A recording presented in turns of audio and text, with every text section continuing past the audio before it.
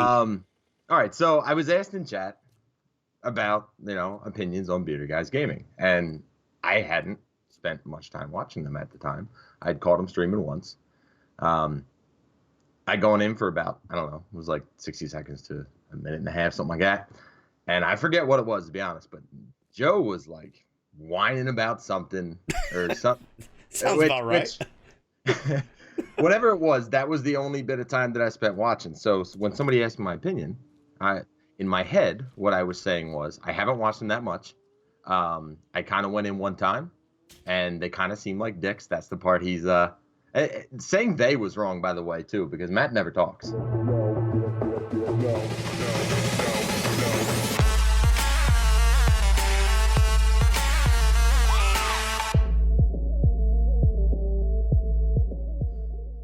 All right, guys. So, CB, welcome to the channel. How are you? Not bad. How you doing? You guys should have saw the cluster this was trying to get this to work prior to the stream tonight, by the way. CB's quiet. All right, let Matt's going to do all his little adjusting. CB, I will need you to recite a poem, please. Go.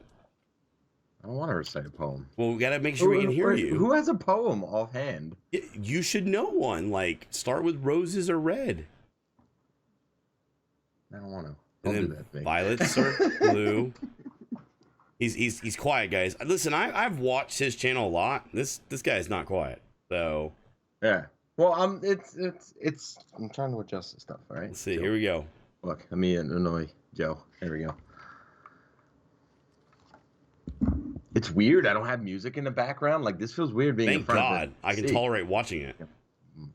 Matt looked like he was enjoying himself. I mean, I can tolerate watching it if there's no music in the background. With his music, good lord, I want to shoot myself sometimes. No, Joe just mutes the stream and watches my mouth move. Listen, you have been noticed. Not noticed. You have been known to actually put on some Taylor Swift for me. He has specifically done that a couple times for me. So I must admit that I greatly appreciate it. So I apologize for being under the weather, man. I was definitely looking forward to doing the spotlight with you guys. CB is a guy we've known for quite a while, and I think that we are going to just start right out of the gate, right? Like, normally I ask, like, CB, how long you been streaming? Why are you streaming? What did your name come from? And all this stuff. But I want to hit that later. I would like to tell a story. Okay. 7 Days Boats. That'll be coming out. Yeah, it's a very good thing. Okay. So I would like to tell a story about, this is a little story that life lessons were learned. Life lessons were learned, and he's streaming because of house arrest. So I would like to tell this little story here where Matt and I were streaming, we've been streaming for about 21 months, and started streaming some 7 days, and people were watching, and our channel was kind of growing a little bit, and I'd seen this guy CBthaGreat, right? I'd gone to his channel, popped in, and watched it and stuff like that. Only thing I really remember about CB was that it was terrible music, right? And beautiful. But I noticed he did a lot of modding type stuff, and he had been around a really, really long time. Okay. And so I recognized CB as one of the names in the 7 Days community that in the directory I always saw CBthaGreat. Okay. So I would watch him from time to time. And I happened to be in there one day, and I remember this little blurb got brought up. Well, how did you exactly put it? Would you say? Yeah. What exactly was it? Like, because it was pretty eloquent. Which do you want? Do you want what I thought I was saying, or do you want what I actually? I would like what you actually said, maybe. All right. So I was asked in chat about opinions on Bearded Guys Gaming, and I hadn't spent much time watching them at the time. I'd caught them streaming once. I'd gone in for about, I don't know, it was like 60 seconds to a minute and a half, something like that. And I forget what it was, to be honest, but Joe was like whining about something or something. Sounds about right. Whatever it was, that was the only bit of time that I spent watching. So when somebody asked me my opinion, in my head, what I was saying was, I haven't watched them that much. I kind of went in one time, and they kind of seemed like dicks. That's the part he's Saying they was wrong, by the way, too, because Matt never talks. It's Joe that does the talking. But anyway, I was like, they kind of seem like dicks, but I don't really have enough watching them to make an opinion. But I didn't specify enough hey, I don't really have an opinion. Like, I'd like to watch them more. I just basically came out and said they kind of seem like dicks. So let's we're gonna stop you there. So here I was browsing around. Roboski, 6-month hype. Thank you, buddy. Much love. For that tier 2 6-month resub, guys. Major support, brother. Major support. We really appreciate that, dude. Thank you very much. 6-month hype. So here I was browsing around, right? And I walked in and I was watching the CBthaGreat guy again, and he goes, "Yeah, I spent a lot of time there, but they kind of seem like dicks." And I went, "Who? Like us?" I get that Jeff Gordon made the comment that, if someone's talking about you, whether it be negative or positive, as long as they're talking about you, you're doing well. Man, but here was this guy that I didn't know very well. And you know what I took from that? I took that, well, maybe I need to be careful with how I act sometimes, because sometimes that 30-second impression can mean everything, right?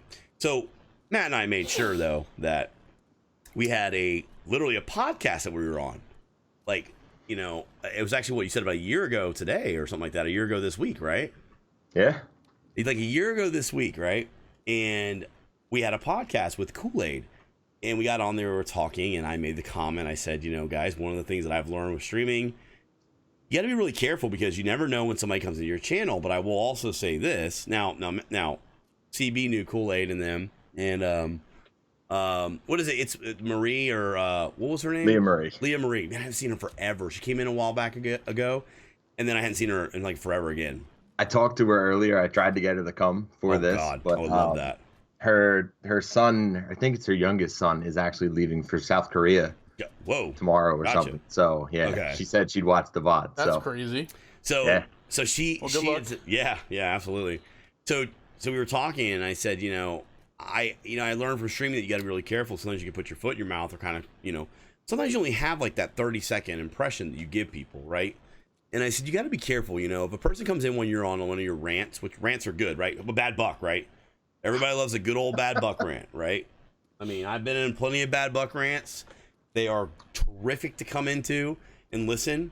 But what happens if it's your first time in that channel, and maybe all you got is that? I love it. What happens if all you got is that 15 seconds or 30 seconds and someone's giving you an opportunity? So I was like, that was something I actually learned from that.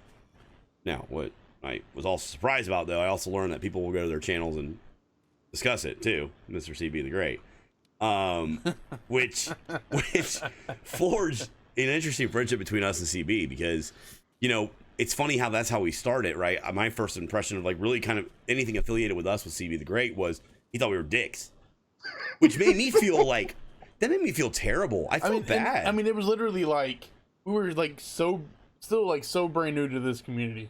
Yeah. Like still so brand new, and I was really surprised, and I thought, it, like I said, it was a life lesson for me to learn, like, okay, you got to be really careful, right, of what, like, how you act and say. And then sometimes you got to remember, though, also, I tell you guys all the time, make sure you go into a channel, go twice, right? Go twice, different days, spend 10 minutes, more than 5 minutes, spend 10 minutes in there 2 different times. Give that caster a chance, man. Let me give you an example. You come into the channel now tonight, I sound like I've got spider webs in my throat, and I've got some kind of weird facial problem going on right now. I got like psoriasis of the skin happening on my face, like right now, out of nowhere. And you might come in and go, what is wrong with that guy? Like, he's like, what? His camera's messed up. His skin's spotchy. You have to, like, sometimes, remember that sometimes people have off days. Sometimes people are, maybe you came in at just a bad time. But I love that. That's kind of where we came from. And, like, CB's on our team. He's been on our team for a while. I wouldn't change that. I'm going to give you guys a little more embarrassing thing. I'm going to give you a little more embarrassing thing, too, for CB. I haven't told him about this one.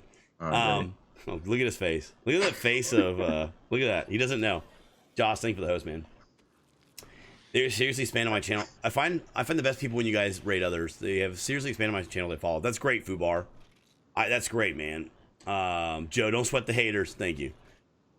So we revamped the Beer Brigade about the summertime. We talked about it the other day, and we sent out these emails, right? Yeah, like at the time it was probably, I don't know, it was probably about 30 people at the time too. And we had all these emails that went out. Only one person responded to us. Redaboo, thank you for the host. Ms. Redaboo, thank you. Only one person, and it was this guy up here, right? And he was like, hey guys, listen, I know you're making some changes, but I like you guys. I like the team. Just want to make, I think that, I was like, whoa. I was like, Matt was in here. I go, no. I was like, no. Actually, none of that pertains to you, really. Because like, well, I just want to let you know that, I do this and I do that. I was like, no. I was like, none of that pertains to you. CB actually is one of the people on the team that has done a lot to kind of like, find out more. What can we do more? Or Joe, I don't like when you do this, or like I'm critical of this. Not in a bad way, but like, he's asked me why do you guys do it this way versus this way. And I appreciate that. I really, really do appreciate that because, if you don't make it on a team somewhere, or if there's something that you are curious about, don't know, I have a lot of respect for the people that reach out to us and talk to us and say, hey, what's going on? It was a hard decision when we put people on team and not put people on team. It's a hard thing to run a team. We took that on ourselves. We're not looking for pity, but when CB comes to us and says, hey man, have you thought about this idea? Or you guys did this, why did you do that? I appreciate that because it's another set of eyes that's looking at it, and he has a concern for the team and wants to make sure that we're making the right moves and he's in the right place. And I love that, man. I really appreciate that. So I have a lot of respect for that. And I just thought it was funny because he was one of the people that reached out and was like, man, I know you're making changes to the team, but I feel like everything's good. I was like, no, it doesn't even apply to you. Like, you're the last person I thought would reach out to us. I've been waiting for the moment where Joe has an opening to give me the boot from the team. He's I waiting get for rid it. of you. I really forced the last comment from Joe. He's willing to explain things about the stream if you reach out to him. I am. Like, I can't stress enough. So in the Discord channel, I added a thing, right? I added a thing where you can ask questions. You have streaming questions. Matt and I are not experts, okay? And a lot of times we'll bounce things back and forth off each other, and we'll bounce things off of people. CB and I talk a tremendous amount about streaming. We really do. Mm-hmm. And the thing is I can tell CB till I'm blue in the face about stuff, but it doesn't mean that it'll work for his stream. Shaky, thank you for His stream is dynamically different than our stream, okay? There have been things that we were like, hey, we're not a fan of this. And he's like, well, I am a fan of this. And I go, well, that's why it's your channel. And that's why it works for you. And that's why this works for you. I love to do that. You have to be able to take constructive criticism, and you have to be open to taking it and talking about it. And I think that's important. But our ears are always open. We opened a Beer Brigade channel just for our team members. And, just tonight, like 5 minutes before we're going live with something, there's a kind of a thing that came up. And I was discussing it, and I gave my feedback. Our feedback right? God, no. Hell no. My feedback's not always going to be right. But I say approach it this way. It's another perspective, another set of eyes, and another thought process. So take it and then take out the parts you want and make it into what you feel like works for you. So I didn't mean to sabotage all that, but we'll go to some normal questions with CB. We had to start with that one. So hold on, can I offer a nice note about that story? We had such a good story there. Yeah, I get it. Go ahead. Is there a nice part of that? Yes, there is. I'm trying to think. You called us dicks. I want to give another side. I want to give not to justify something. I just want to give the full explanation of something because you already hit on one thing that's really good. You never know who's watching. And see, at the time, guys, I'm at 1,500 follows. Yeah. About, right. These guys are. I said this before. This is the only dual stream setup I've ever seen work. So these guys blew up pretty quick as far as 7 days went. Right. It's not at all. They were putting the work in too. But yeah, they rose pretty quick. And I've been doing it for a while. And 7 days for a while didn't have that kind of growth where you could really grow super quick. So they were obviously doing something right. I didn't even think I was on their radar. Right. And at the time, I didn't actually, I guess I didn't realize exactly what I had said, right? So I'm watching that podcast, like Joe was saying. I'm watching with Devil in Discord.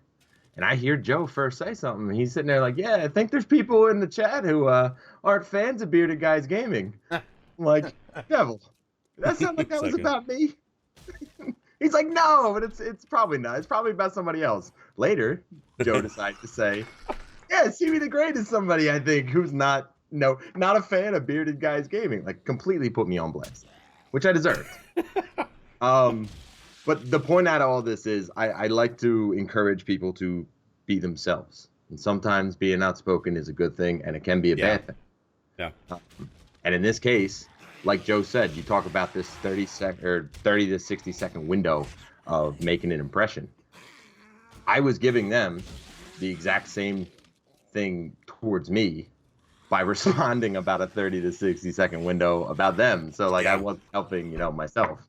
So there is good stuff to learn out of it. There's always, it was a situation that I say this again, you never know what opportunities you may miss if you put your foot in your own mouth. Hence why we went back to Discord. We never know opportunity you're going to miss, right? Because to speak to the fact of you never know who's in your channel, there are so many channels that I have up during the daytime that I watch.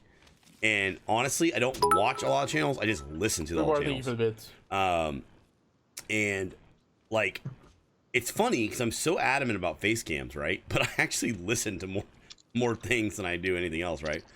And I'm so open. All right, I listen to what people say and what they say, and you'll be surprised at many times I've heard people say stuff, and I'm like, okay, well, you just never know who's in there.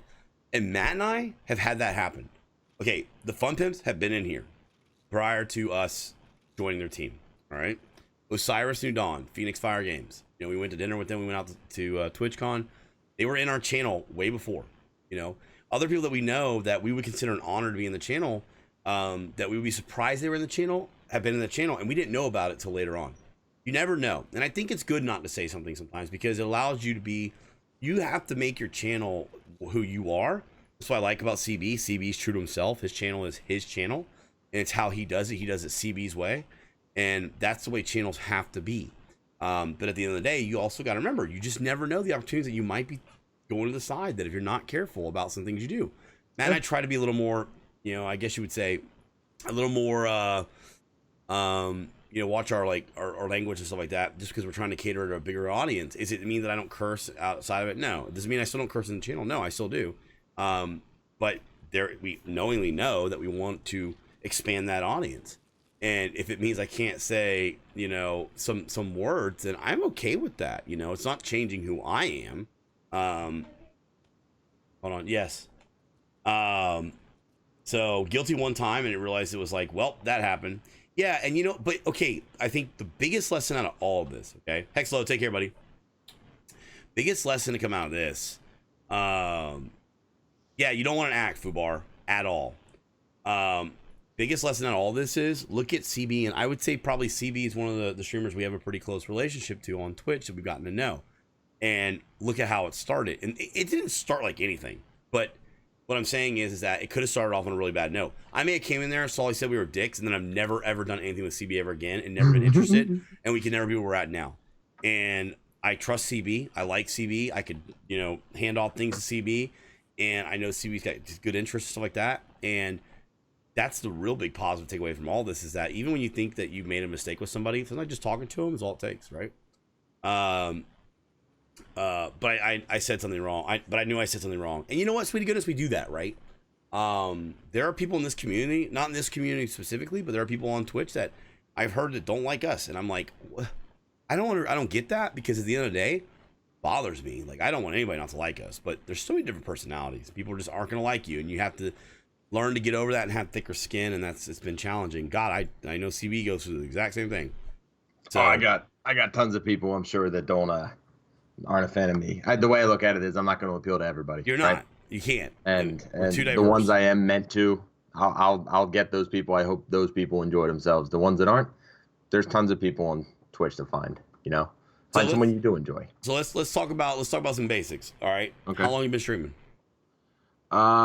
It'll be 3 years in May. Oh, if you guys have questions, feel free to ask them. I'll if I don't ask your question right away, I will sprinkle it in. I promise. Thanks. So appreciate it, buddy. Hold on, I gotta get in the zone for this. He's an Eagles fan. I hate him. So he's been posting 3 years. Oh, nice time. What are your feelings about otters? Terrible question. Oh God. What's his favorite model boat? Okay, these are all troll questions coming across. What the Screw boats. hell? I just looked at the camera. Good God.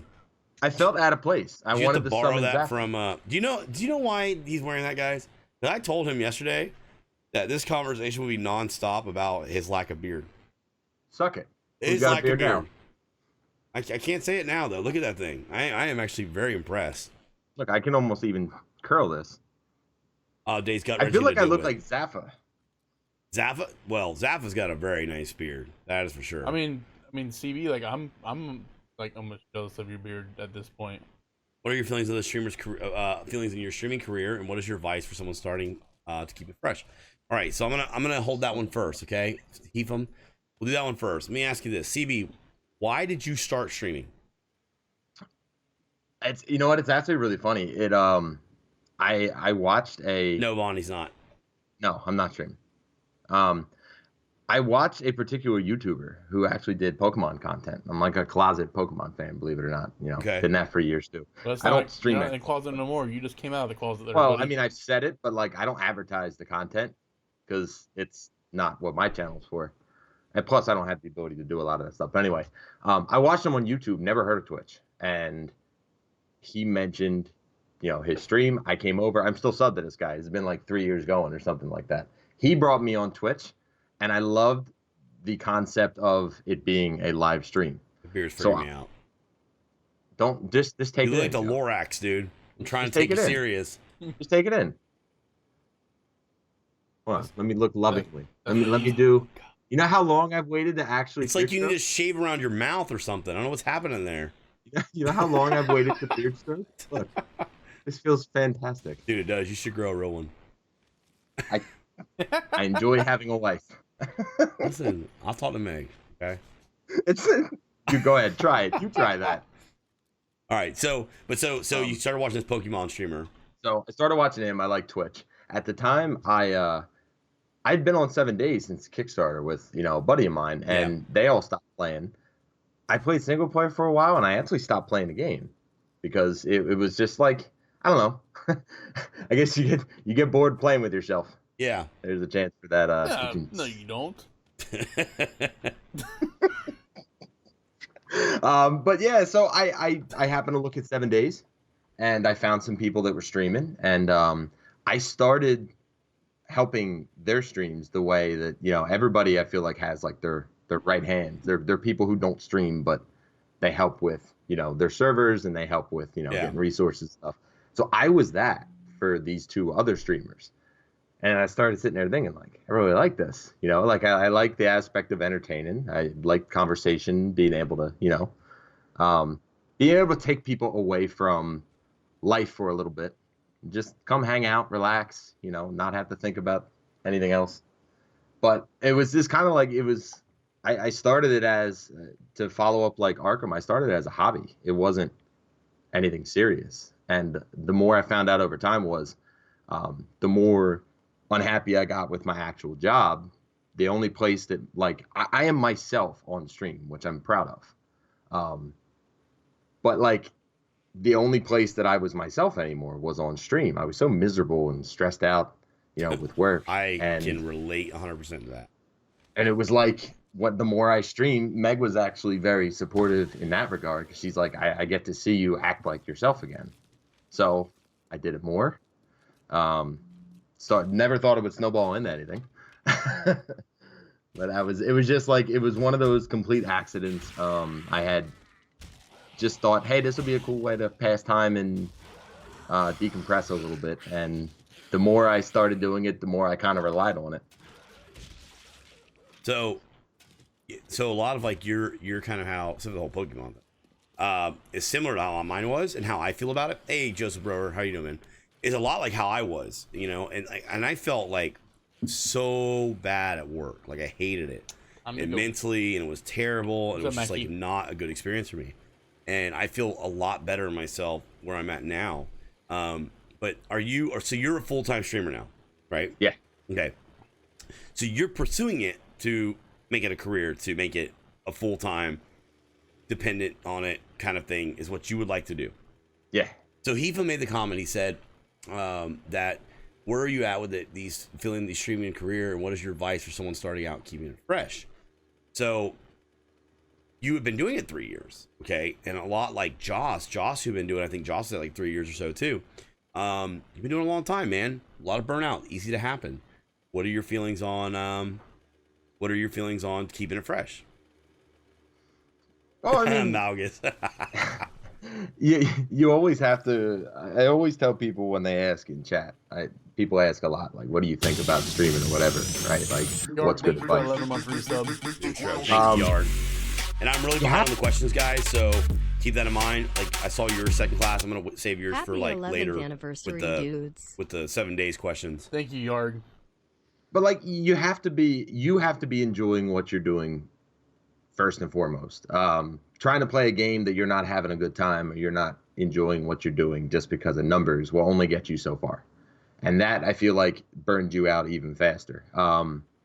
The whole concept of all the modding with 7 days came about from trying to freshen up a game I wanted to play.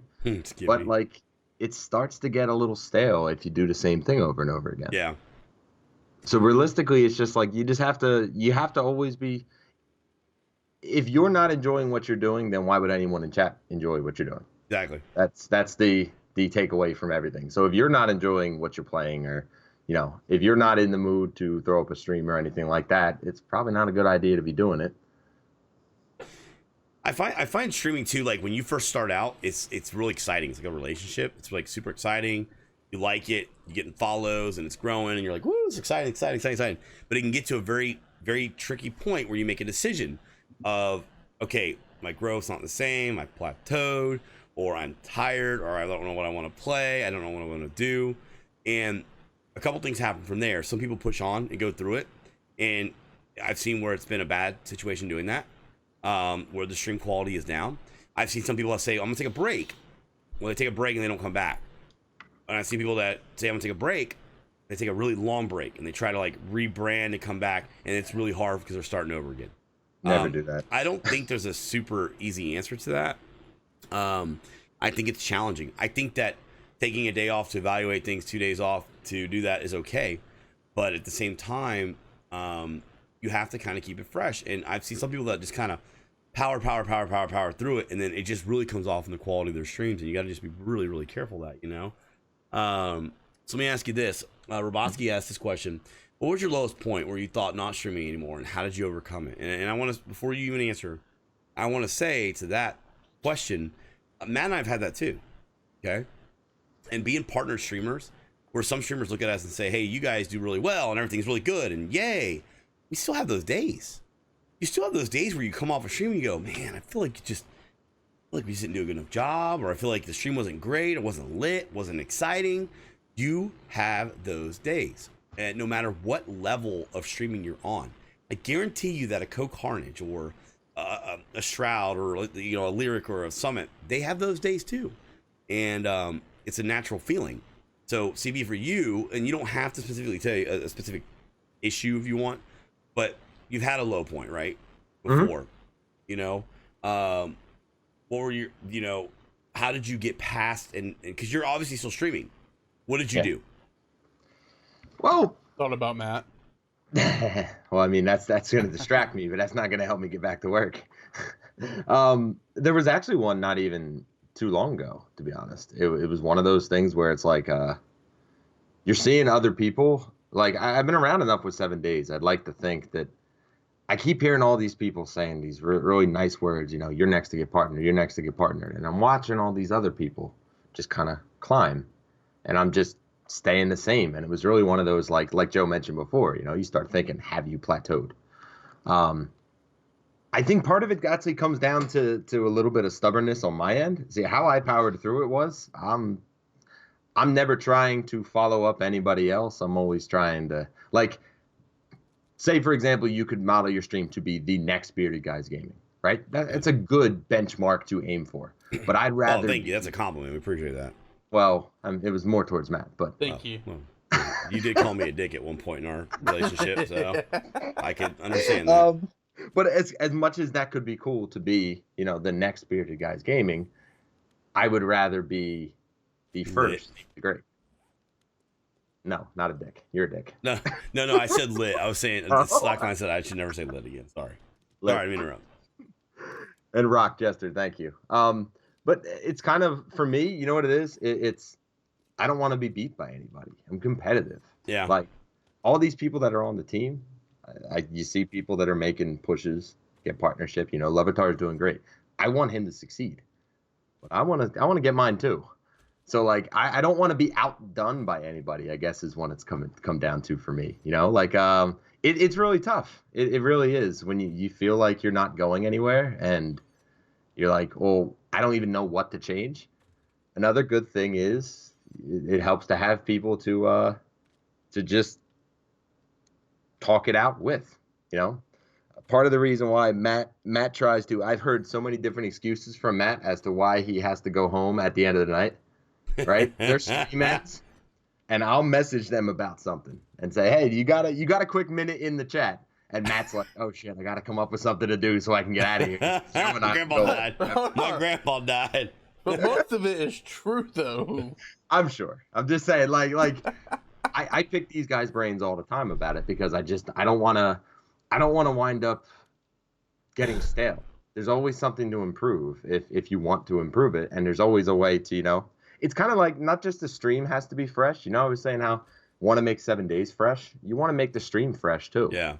And if everything's stale, well, figure it out. You have two choices. You can either just call it quits, or you can figure out how to make it not stale. You know, I don't know if it's something that you can really prep for, to be honest, and say like, oh, this will help you get through. You know, get through a time where you feel burnt out or where you feel, you know, about not doing it anymore. So it's funny you said it's the only thing you ever prep for. I think the best prep you can do for it is to have a plan when you get to that point, right? So, for example, CB and I don't want to make sure this comes out the right way. CB has reached out to us a few times that he's been, I guess, probably moments when he's been like, you know, I want to take a break, or I don't know what to do, or I'm having this little thing, and he's never actually said, hey, I feel like my stream's like this, but I could tell that maybe CB's at like kind of a little bump in the road, or kind of like in that moment that Matt and I get into all the time. Matt and I have each other to lean on too. If I'm not feeling good about something, I can turn to Matt. Matt will be like, no, dude, everything's good. It's just, that looks good. That's great. We're doing, you know, this is good. Keep plowing through, do this, blah, blah, blah, blah. And that's something that support system we have. But I think what's important, like Robotsky, you know, you're on the Beer Brigade now, right? And I've been really stressing inside of our Discord, reach out to us. Like, if you want to talk, I can't make your stream have 1,000 people in it. I can't make our stream do that. Okay. But I can listen, right? And I can also offer you constructive criticism as to what I think. And then Matt can give you his perspective, which is maybe a different perspective. And it's something to listen to. If you say, look, dude, I just want to vent to something and I don't really want to listen to your opinions on it, just tell me, I just want to talk to you about it, come talk to us. So I think that for those of you that maybe aren't even on a team, having a support out there is really important. It's just to chit chat and just to listen. Because sometimes you want to tell someone like, hey man, I'm upset about this thing that happened in my stream, but you don't want per se bring that negativity. It's not that it's negativity, it's just being human. We get so caught up with like positivity, negativity, this and that. I come here to listen to this. Look, we're human, okay? Things are going to happen. I'm going to play a game and I'm going to get killed 10 times. I hate to break it to you guys. That may not be great for my positivity that day. I'm a human, right? We can't always keep putting ourselves in these boxes and these things and think that we can stay in these boxes because that's the way it's supposed to be. And it's okay to be human. And sometimes you need to be human. Oh, you want to take that human nature, you want to take it away from your stream, and you want to say, you know what? This is a good place, and I want to make sure that I'm not being negative, but I kind of feel like I'm down a little bit on my stream right now. I'm having a hard time. Let me go hit up my boys and go talk to those guys or my girls and say, hey, I'm having a hard time. Da, da, da, da, da. You know what, dude? Keep going at it. I watch your stream. It looks great. Da, da, da. It's not about also, you know, sugarcoating things too. Sometimes taking the hard facts and things is important. So I think having a support system is the best way to prep for it. That is literally the best way to prep for it, in my opinion. So make sure you find a support system. That's what's so great about 7 days. It's a great community, man. It's a great community. It's okay, Joe. We all know you die at purpose for comedic value. Yes, I'm really not this bad in real life. So Gamer Sanctum said this. He said, I recently turned one of my 3-night streams nights into a variety viewer friend gaming night. How do you honest feel about this and ideas like this for stream to help prevent burnout? So I'll kind of give my answer, and then I'll give my synopsis on CB, and then CB can tell his, right? My thought process on this, that's a fantastic way to prevent burnout, all right? As guys that play 7 days all the time, yes, that is great. Play a different game, sometimes feels so refreshing. Let me tell you guys something. I play different games offline a lot of times too. That helps, you know?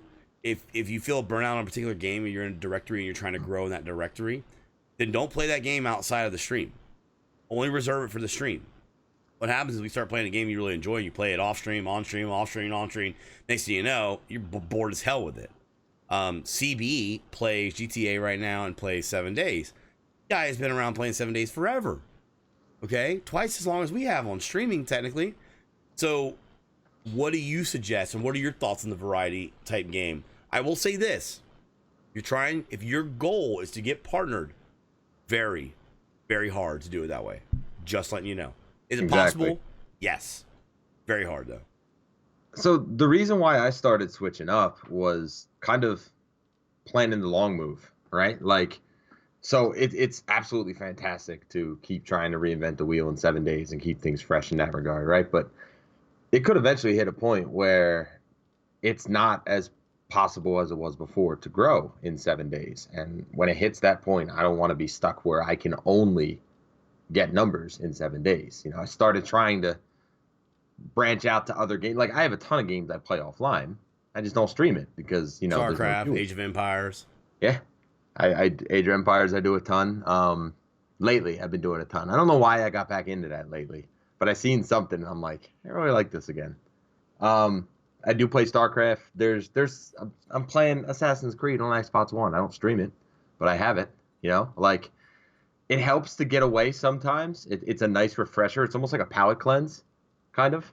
But at the same time, like Joe said, like, if you want to get partnered, your best bet is to stick to a community that you have the most presence as much as you can. Yeah, it is. I mean, it's just the truth. You're there. It's consistency, more visibility. It makes it easier. You want to make it easier? That's the way to do it. Problem is, you got to be careful. You get stuck in it, too. I'm happy in 7 days. I love 7 days. I think for the full-time longevity of our stream, we have to have more than 7 days, right? But I love 7 days. I'm eternally grateful for it, and I would like to play it as long as I can. But 15 years from now, I hope to God to be streaming. Who knows what streaming platform will look like in 15 years? Okay. 15 years from now, guys, people aren't playing a game for 15. Well, they are classic, get Super NES and stuff, but I guess that was a dumb example. But you know, a lot of times you're not playing super old games or World of Warcraft. Okay, there's really bad analogies for all that. Keep going. But anyways, it is easier to stay in the directory. So why Marcel said this comment, and it's a really good question / comment. He said, I wonder if the pursuit of partnership is more rewarding than the partnership itself. I wonder if that feeling can never be reached once it's gone. New goals can be set, but that thirst seems so fulfilling to me. Okay, so 2 perspectives here. You got one guy striving for partnership, wants it bad, right? CB, I would say that you want it bad. Yeah. Matt and I have partnership, right? Being there, I will tell you this. That road to partnership is a very emotional road, right? It is a road of, I want it so bad. I want it so bad. I want to be partners so bad. When you get it, it is, I'm not trying to downplay it. It is so good. But I also have gone through now that I've got it, it's almost like, here's your ribbon. That's it. Had we not had community and support and all that, partnership means nothing. Partnership is nothing without community. Okay? And there are people that are not partnered that have huge community supporting them. So you have to really understand that is, sure, it's a great goal, milestone, achievement you want to get to, a status, of course. But you got to remember, it's like if you're trying to 100% a game, part of the fun is getting to the 100% part, the journey getting there. Sure, it's cool to go around saying I 100% of the game. But you'll never get that feeling that you got from the journey. Now, you said, will anything ever be as satisfying? Absolutely. Because now the goal is, now we want to make this a goal. Like, we want to make this a full-time career. That's the goal. We want to make this work. We have something bigger in front of us than a partnership. We want to grow this community. It's bigger than that. The goals will always be as big as you want, and as far as you're willing to take it. But CB not being a partner, for you, I mean, you're I'm sure dying to get that partner, and I gotta be careful. I don't want to downplay it because it is a special moment to achieve that status. But I know you beat your head against the wall sometimes, right? Because there are times you feel like you're doing 100% everything you can. What do you do to overcome that feeling? Well, I mean, whenever you feel like you're doing 100% of what you can, there's always something more to be done. So, I mean, I've had that time where I felt like I don't know what it is that I need to do to fix it. But in short, I feel like it's a terrible answer, but like you figure it out what you have to do. I think partnership is good for validation, right? Like I keep saying this on my stream. I want a seat at the table, but it doesn't stop with it. It's a little different than the 100% completion aspect, because when you get partner, then it starts the whole next phase. It's the whole next phase where it's all right. Now you got partner. Now what are you going to do with it? It's not just like completing the game and then I'm over. I'm done. I don't know though. Like I want it to validate the time that I've put in and the work that I feel like I'm putting in, but I mean, it's not like I expect to get partner and then all of a sudden have it like, oh, this is super easy now. I don't know. Well, I don't want to downplay partnership. I really do, but there's a lot of people I've gotten to know. Arian Michelle, what's up? Hello. We're gonna see you. We're gonna see you tomorrow. Are you gonna be there tomorrow? So, okay, I don't want to downplay it, right? But like someone like CB who gotten to know, oh god, dogs. Hang on, guys, dogs. Someone like CB who gotten to know, I think it's important for him in the long term. Okay, so first off, CB's a grown man. He knows what he's doing, but like, it's important as Matt and I have like hit partnership. Now we just did a year of partnership. Literally, just did a year of partnership, right? Now it's like, okay, well, now I want to make sure CB knows that when he hits that partnership, that, all right, that is like about 7 days of, whoa, I cannot believe it. And then it's like, all right, what now? And you're like, okay, what do we do now? You're still doing the same thing you did without that huge carrot at the end. And you'll walk around for a little while because you got the carrot in your hand, but then at the end, you're still striving for a carrot down the road. So where's that? Oh, ooh, that looks good. Thank you. Where's mine? But you just be a phrase. Yo, you go, guys. Now I have no video. Do you think that will slow my video progress? Well, hang on one second, Big Papa. Oh, cool. What are those? Warmers? We live in Florida. Because you don't need warmers. We need warmers. Nice. It's cold as here. So anyways, no, the achievement part's not out yet, guys. I don't know when that, maybe by the end of the year they'll have that rolled out. It'll be interesting to see what they do. Who knows? Yeah, it is Malgus, and that's the way most things are in life, right? What have you done for me 30 seconds ago? And there's a lot of hype around, arguably, I would say the day you get partnered is the probably the day that you get the most support when it comes to people subbing to you. They've been building up, waiting, they're able to sub to you. Some people throw you a sub because they're just proud that you reached that moment, and it's only a month-long sub. And then, you start going through the things of, now you're still in the same sea with lots of other fish out there, and there some are bigger than others and all that. So I won't lie, for some stream of CB's, my first 10 minutes there, I thought he was fake and slightly annoying. The more I watched him, the more I realized that he is one of the most real people I've seen. I have a great deal of respect for him because of that, and now he's one of my favorite streamers. Awesome. That's great, Broly. We appreciate that. Again, it goes back to, you got to spend some time in the channel, right? Don't call them dicks. Yeah, the White Marcel, it's a good way to put it. Partnership's kind of like making the playoffs. You made it to the show, but now you're going to stay in it. Yeah, because there's some partners, their paths have changed. Their paths have changed, and they are going to go full time or not full time. They're doing other things, and it's different. Like the path of a partner is a different thing. But what's up, guys? I'm in the process of setting up. Harry Dog. Harry Dog, thank you for that 3-month free sub. Guys, high fortune for your trust in the chat. right. There we go. So, hold on. Big Papa Tank said, I'm in the process of setting up the start streaming. Right now, I have no video. Do you think that it will slow my progress down? Now, when you say no video, you mean no camera? You mean like no camera, or are you talking like what do you mean you don't have any? How active is chat? CB's chat is very active. If you go into CB's channel, it is a very, very, very active. What'd you do? Don't worry about it. I didn't see it. I wanted the beard stroke, so when Matt was calling for it, I just kind of held it up. Hey, thank you for those bits. Yeah, Big Papa Tanker, what do you mean by you don't have a video? So, right, no cam. No cam's not necessary. Big Papa Tanker, I will tell you this, and some people have been very adamant about they don't like the fact that we do this. Matt and I prefer streams with cameras, so I frequent camera streams more, okay?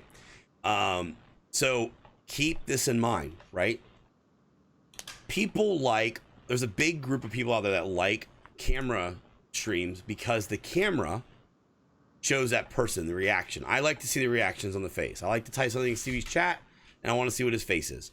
That is one of the dynamics of Twitch. It's a live thing. There are people that come in here and go, hey, I got my cousin watching. Can you say hi, Bob? And we're like, hey, Bob. And the guy's like, wow, that's so cool. You can't do that with a camera. You can go, hi, Bob, but it's not as exciting. So if you're saying that you think a camera's holding you back, I would say it's not going to hold you back from streaming.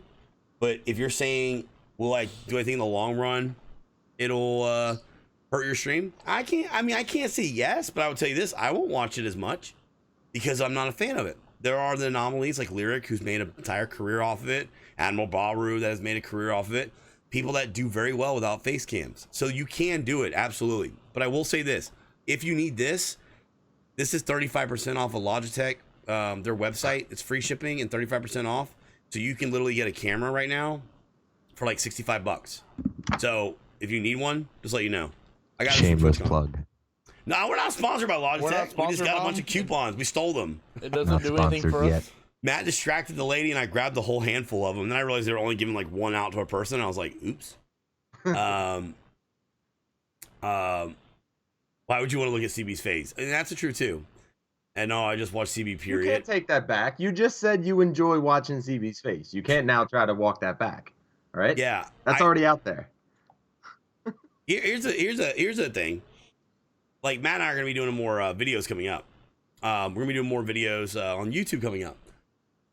Some of our videos are going to have, for example, you're going to see like us talking, and then we're going to probably do some stuff that is literally, all right, just please go right now. Okay. We're going to have a video where you probably see us literally, we do like an introduction. Then when we're doing the video, no camera, and you'll hear us talking. And then at the end, a wrap up with cameras, because that's the type of content we believe works a little bit better on YouTube. And I'm not saying that it's 100%. Matt and I don't do YouTube. We're not very popular on YouTube. It's not actually the place that we're trying to drive that. But we feel that there's content's a little bit better for that. But for live streaming, I prefer the camera. So I would say this, Tanker, do what you got to do, brother. And then when you're ready for a camera, get a camera. Let that be the thing that gets you going. Without the camera, stream. Get some time in. Get some comfortability. You might find after a month of doing it, you don't like streaming. But why would you spend that $65, $75 on a camera if you didn't like doing it? So, okay, it's good that it's active. I look at the game being played, and it's usually a sideshow in the main event. Well, it's just chatting, interacting. The game and title are usually the bait for me to click. The energy of the streamer and the viewers keep me around. That's absolutely true, Two Fingers. Look, guys, I've watched 7 Days till I'm blue in the face. You know, I don't really need to watch anybody's gameplay. You guys aren't showing me anything new. No offense. Nobody's showing me anything new and exciting. I don't really care too much about the gameplay. I care about the perspective that CB gives on his stream and listening to him and the conversations that come up. That's what I watch, you know. Dale, yeah, I'll send you a code, okay? On a real note, you help people in more ways than one. You're a very real person, and you bring smiles on people's faces. Take that for what it's worth, because it's worth a lot. It is, as a streamer, CB. So, CB, when you get comments like this, right? You've been doing this 3 days. no offense, CB's nothing special to me. He's another ordinary dude. He's like one of my bros, right? And what I mean by that is that I look at CB as another fellow streamer that streams the same kind of stuff we do, and I like him a lot. I feel like I can relate to him and I can talk to him. I don't feel like he's up here or down here. He's just another guy I can talk to. So that being said, CB, when people come in and they say like, you know, hey man, you've helped me out through this situation or this, how does that make you feel? Like, what are some of the reactions you've had? Like, you know, what's your thought process on that? Well, you know what? It's actually it means a lot. It always does. So part of like being as outspoken, or as I like to always say, I wear my heart on my sleeve. Big Pop, right? I'll send you one too, buddy. I don't do a good job of hiding emotion, good or bad. In that case, when I'm pissed, you're gonna see it. But when something's, you know, I hope people realize how genuine it is when I talk about how much stuff like that means. That's exactly what I want to hear. You know, like it's okay if you want to play a role on Twitch. Dr. Disrespect did it. Some of the other people. Hold on, CB's playing a song, guys. CB's playing a country song. CB is playing a country song? No, it's not CB. He's when you show us some of the country music, CB. Can't stand it. Sorry. But no, it just like I take great pride in the fact that I am myself on camera every day, just because not everyone is. So it's really rewarding to see somebody that you don't have to act out of character in order to gain whether their affection, their, you know, enjoyment, whatever, right? Like I don't have to play a role on my stream. I get to turn on the camera and have the easiest role in the world, which is being me. You know, just yell and scream a lot. Troll Joe daily. By the way, Joe, you were talking about having the fun pimps in your stream before the partnership thing. Yeah. Oh, shut up. Who did they follow first? Okay. All right. Okay. You guys ready? You guys ready to start a war? Who did he follow first? You have four. Okay. All right. That's cool. You can't take that away from me. I'll have you know that we're not really the greatest company, but Joel follows us on Twitter as well as Donald Trump. Joel King, thank you for that 7 month free sub. Guys, high parks and beer trucks on chat. I will get at CB. CB did have Mad Mole following him first, and I actually had to pity ask him to follow us because he was following CBthaGreat. I said to Joel, Joel, if you don't follow us, and I have to hear this guy CBthaGreat tell me how he follows you, I might just quit the team. So that was my entire claim to fame, was I was 50% of Joel's Twitch follows, you know? And then he started adding you bastards, and now my number went down. Hey, now listen, I'm only like 1 of 10 or something. You want to surround yourself with good people. That's the way you gotta look at it. You surround yourself with good people, right? That is good people. Exactly. Joseph Brewer, I'll go. I see you guys later. I'm just tired of people saying, where is your face? So should I stop live streaming? Well, I just sent you a code. So if you're tired of doing it and you feel like you need to have a camera, then there's a code to buy a camera. Don't stop doing it. You don't have to, right? I will say this. If you second guess yourself all the time, you need to get a support system. If you don't get a support system and you're going to second guess yourself, you're not going to last very long with streaming, in my opinion. You got to have thick skin, right? So CB, situation with thick skin, to segue into that. What are your stance on people that come in that troll and do some stuff? You know, you had some people that have done said some pretty crappy things. What is your stance on that? Like, you know, I know my stance on it. What's your stance on it? What do you do? One, I mean, I'm gonna sound like I'm old, like you guys now, but like, I feel like the trolls nowadays are trash. Man. Like I do too. I feel like they're kind of like, they let you down nowadays, don't they? Yeah, they're not like nearly as creative. You're expecting to get a nice, like, if somebody says something that's out of line, but at least it's funny, I'll entertain it. I'll let it go. Yeah, there's like no good banter anymore. If your first volley into my chat, where you're gonna make the biggest impression, is just like, just completely a letdown, usually I don't have to do anything because chat trolls the person trolling. Yes, and then they just leave. Like, yeah, like honestly, well, no, chat. You know, you're about to redeem yourself. Honestly, chat, you do better. You guys are better trolls than usually the trolls are. The true trolls. Yeah. You like, Chad is actually the greatest trolls of all. Like, seriously, like the trolls seem to have really gone downhill since we started streaming. So I have a no tolerance when it comes to certain things. We will banter back and forth because a lot of times the community will pick at it. Malgus doesn't even get an opportunity to banter sometimes. He'll just, if Malgus ain't feeling it, the troll will know, right? But if we have anybody that comes in and breaks terms of service type stuff, we don't even play around. I tell you, no matter how big or small you are, get rid of them. Get them out of there, move forward. That's it. It's not for a cam. Joseph Brewer, that's a coupon for 35% off Logitech. So when you go to their website, you can buy anything you want Logitech for 35% off. Yeah, when your own sub cuts you. Yeah, like Robotsky telling me, for example, that you can place the Molotov on the ground, or what was it you told me to do, and I set myself on fire. So there's a good question here. Just drop it. Midnight tried to tell me to wrench a landmine once during our collab. Yep. We're in the middle of doing it. He's like, yeah, just crouch up and wrench it. I have officially tested that too, by the way, with all landmines, and none of them work, by the way. So let me ask you this. Big Papa Tanker said this, and I'm very passionate about this, okay? He says, I know it's all about just starting, but I personally like clean landing pages that look sharp. Do you someone spend time on the banners at first, or just start streaming and work on that as you're going? Okay, so I'm very opinionated on this, and I'm going to let CB go first on this one. So CB, okay. Would you say, go ahead and just start, or would you say, let me give you three options. Go ahead and just start streaming, work on yourself later. The second option is this, spend time trying to get all your stuff in order before you start streaming, and make sure you have all your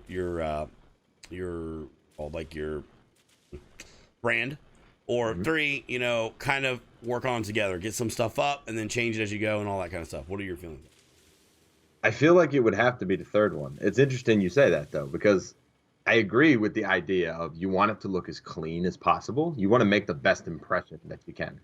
At the same time, my stream now is completely different than it was when I started. And that's only because it's kind of like Twitch's adapt or perish. You kind of like you have to change with what the trend or how the channel evolves over time. So like, I mean, you could put something up now, but is it what happens if you kind of outgrow whatever branding that you have? I'm trying to rebrand my channel again. I've been waiting on some new stuff and everything to get that in there, but like, it's always going to evolve. So it's not a bad idea to put some stuff in to at least try to draw the eyes in. But I feel like you kind of have to figure out how your stream is going to go and what kind of environment you want your stream to have, what kind of mood you have, before you can really start pushing a brand. Like, you have to find out what your brand is. And I don't know if you could figure that out before streaming. Do you think? Well, so we've shown off our, we've gone through like 4 iterations of our logo, right? The original one that I made, which was terrible. The second one I made, which is terrible. Third one that somebody else made, which is better. And then the fourth one where we're at now. It is a necessity. It does change. And actually, a lot of times, the rebranding of your channel can feel pretty good. It can kind of breathe life back into you. Kind of like, kind of get your channel going again if feeling a little stale. Sometimes it feels good, man. We came out with a new barbershop theme. We loved it. We love the idea. We got barber pole we're putting up in the office. That's exciting. We love that. Is it going to be this way for the next 10 years? I have no idea.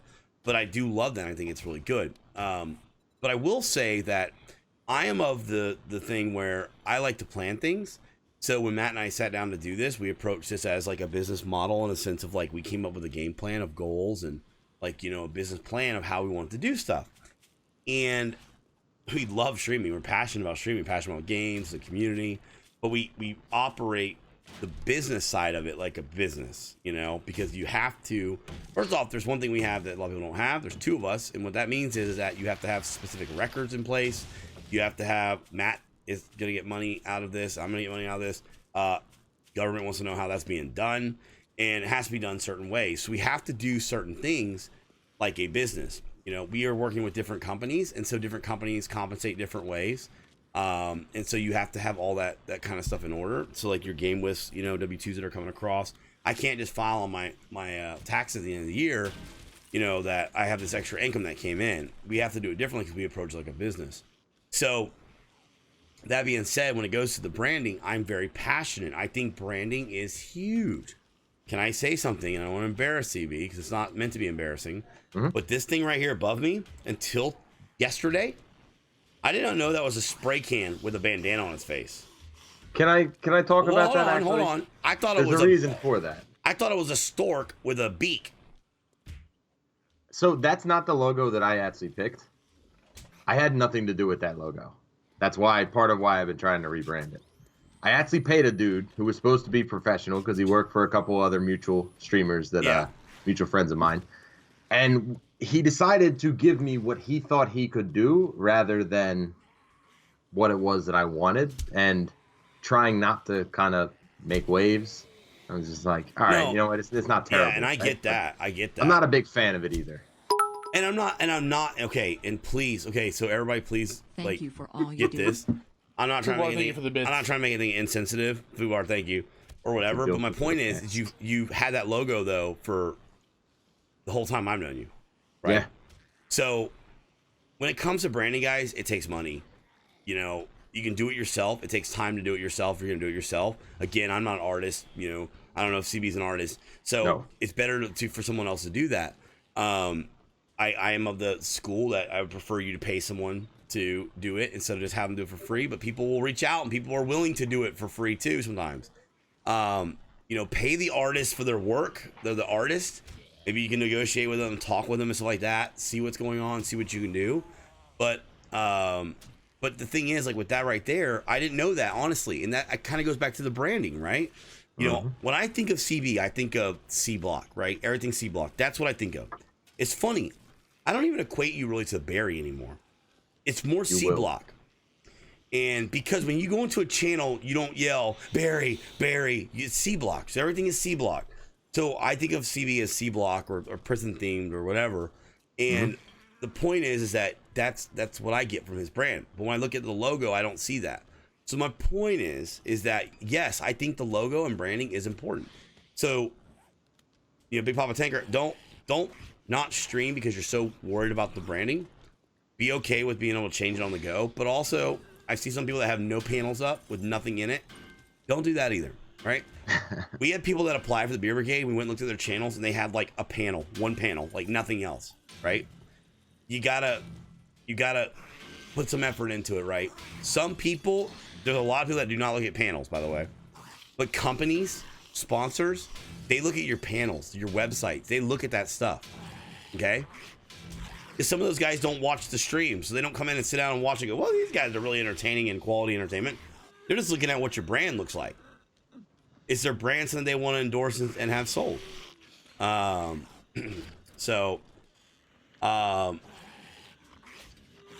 I think it's well said. I think you. Heatham, you thought the same thing too? I didn't know what it was either. I thought he was a big Hurricanes fan. So, dude, I'm not trying to be mean. I didn't know that until today. I go, oh my god, it's a spray can. I love it. Now that I know what it was. I don't want it. No, I actually did pay a guy too. That's the sad part, man. Like, and that goes down to like you gotta. I feel like that's an aspect of life. You have to learn something out of it, and then like I actually paid this guy, and I paid him pretty well. Okay. For a bunch of stuff. Well, can I say something about you? So CB's kind of like, you know, CB's not afraid to tell you what he feels, right? CB's a nice, sensitive guy as well, too, right? He paid this guy. This is what the guy did, and I guess you didn't want to hurt his feelings, and you know, hey, I like it. It looks good. You went with it, right? It's not as much that it's I didn't want to hurt his feelings. He took so long to do the stuff that I was paying him for. We're talking like 6 months. To the point where he still didn't have everything I was paying for. I already paid him too, because again, he was a friend of a friend. So I'm like, okay, I have that mutual connection there, right? Yeah. Like I'm gonna be nice and pay him up front. After 6 months, he still hadn't finished like a third of the work. Kept claiming all these problems and stuff like that. I got a guy in my chat, Justin. Justin's a monster. Literally did the intro video that we had before the stream. Never did it before. Did it in a day and a half. This guy had 6 months and my money, and he couldn't do it. Like it wasn't that I was like, all right, I don't want to hurt his feelings. It's like if I say no, this is gonna take another 6 months to get. Yeah, I get it too, and like, and it goes back to like you said, also money. Like guys, a stream will be a money sink for a while. Okay, If you're not careful, you have to understand that, right? You have to invest it smartly. Big Papa, we use Big Daddy Murdoch, but here's the problem. So I actually suggested him to Redaboo, and actually Redaboo's going to go to Big Daddy Murdoch, have him do stuff. Big Daddy Murdoch does professional web design. He does all that stuff, but there's a problem. Redaboo hasn't had her stuff done. She's got to look for somebody else. Well, he actually tore his bicep during the hurricanes, and then he had to have emergency surgery with the pins put into his bone, and he does web designing for a normal job. Well, we just found out, Redaboo, I don't know if you heard the other day, we just found out from his wife that he actually had to be hospitalized because he had an infection from the surgery, and he was hospitalized, and like he's not allowed to even do anything. He's been in the hospital for the past few days, and so kind of unexpected. And it's hard because people ask us and I refer him, but like it's not a really good referral if the person can't do the stuff. So Redaboo's been looking for some artwork for a couple months now, and that's part of the problem is that he does great work, but it's hard to refer him now if that's the case. So one of the first things I tell people is not be afraid to tell me if they don't like what I come up with. There's a ton of artists around. You can find it. All different styles offer. Two fingers. Yeah, it's a lot like a tattoo artist, right? So some tattoo artists do traditional styles. Some do new styles. Some do really well with portraits. Some do well black and white only. And you have to find that artist. And you have to find that style that works. So, but anyways, sorry. So let's talk a little bit about 7 days, guys. You've been in 7 days a long time, right? You've seen it from beginning to end so far. Well, not end. Nobody knows the end is. What what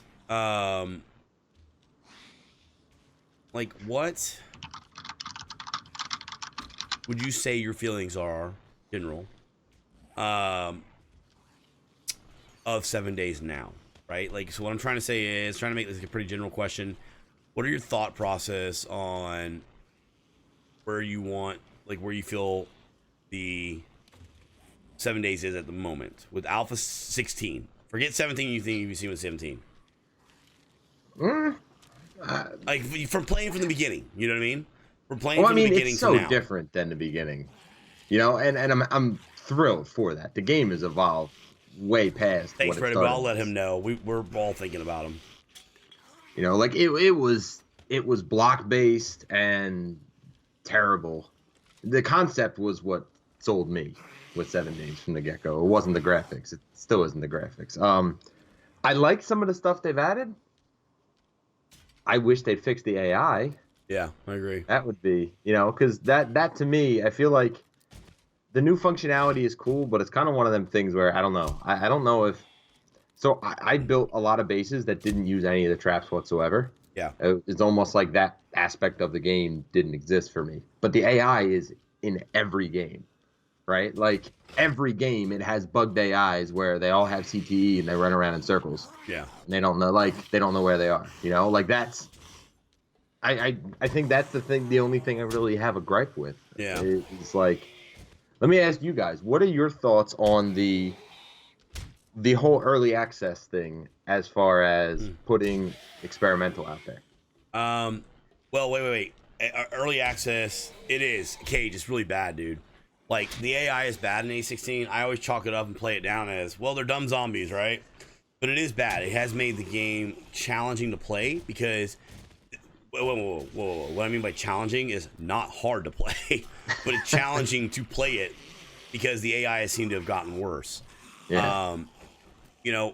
I fear too that we won't see an AI balance until like A18. Honestly, they may do something to maybe make it fix better when it comes to A17 a little bit, but I don't see like a full AI. I don't think until like A18. I don't know that, but that's what I feel like. But it doesn't even be fixed. I think that's one of the problems. People come in here and they see the game, they see that, and it makes it feel like really stupid when you play it, But what, like, our thoughts on early access? You mean like experimental being available, or just alpha early access to this game, anyways?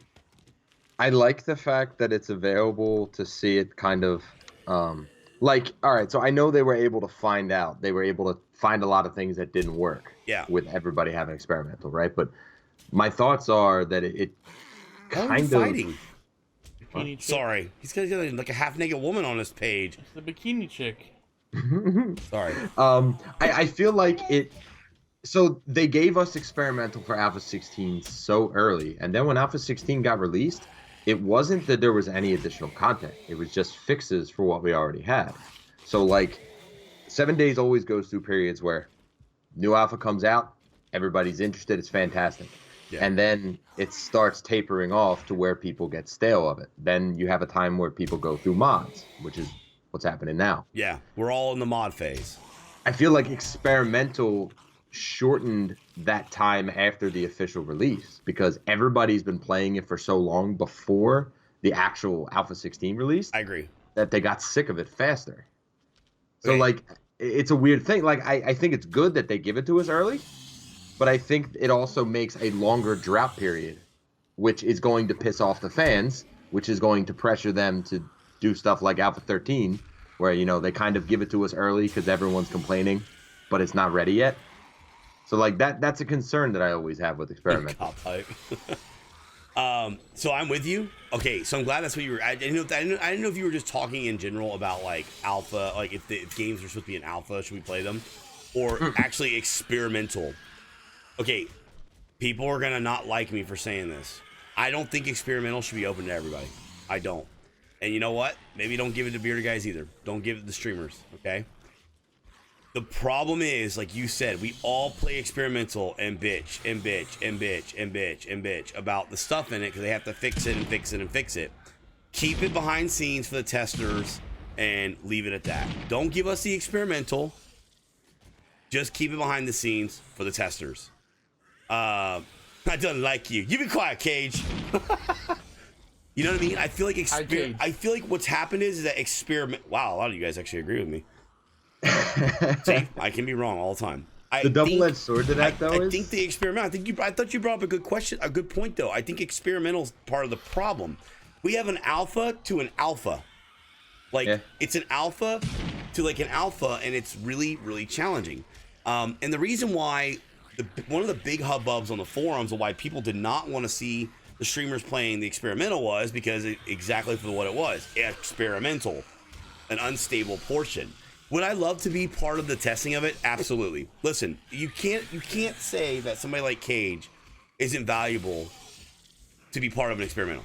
You can't say that. Oh, absolutely. Cage is there. You go through the community and people after people after people play 7 days because they watch Cage's videos, right? So I think it's important to have Cage in on that video or in on that experimental. I think it's important to have some of the content creators in on that, but maybe we just can't stream it. You just keep that behind closed doors. I think that what the fun tips can do to make things more interesting for like the stream team and stuff like that is to be around the stream team and talk about it when A16 or when A17 drops. Do what Mad Mole and them did. Come into the channels, let's discuss, have some debates, come back and forth, talk about it. But it's not experimental. We're not talking about something that came out with how many experimental builds and then how many different. There's been 16.4 now, right? So we've had 16, 1, 2, 3, and 4. We've had 5 builds for the Alpha 16. Okay, honestly, you could have saved us a lot of trouble and just did 16.4, right? Now the problem is you go through the droughts. I firmly believe that companies, okay, and it may not be the right thought process, but let me ask you your thoughts on this.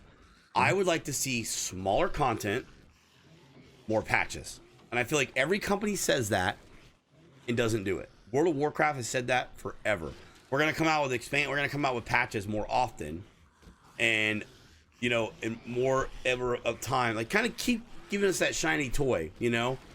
What are your thoughts on that? Or do you like? Nobody likes the long drought, but the reality of it is we're only gonna get them to build so much. They're only gonna make so much in that time period. Dude, much love. Thank you for that Beard Stroke, Hi, sir. Beard Stroke in the chat. Much love, dude. So I think I would like that kind of with. I wouldn't mind. Man, can't you see him? We're trying to have an interview. Oh, what? No, he's talking to the guy with the helmet. The minor zombie in the game. Is he talking back? I need A17 ASAP. We do, man. We're all eating up the freaking mods, man. So like I wouldn't mind shorter wait periods, smaller patches with less content except if you had to rebuild, if you had to wipe everything every single patch, right?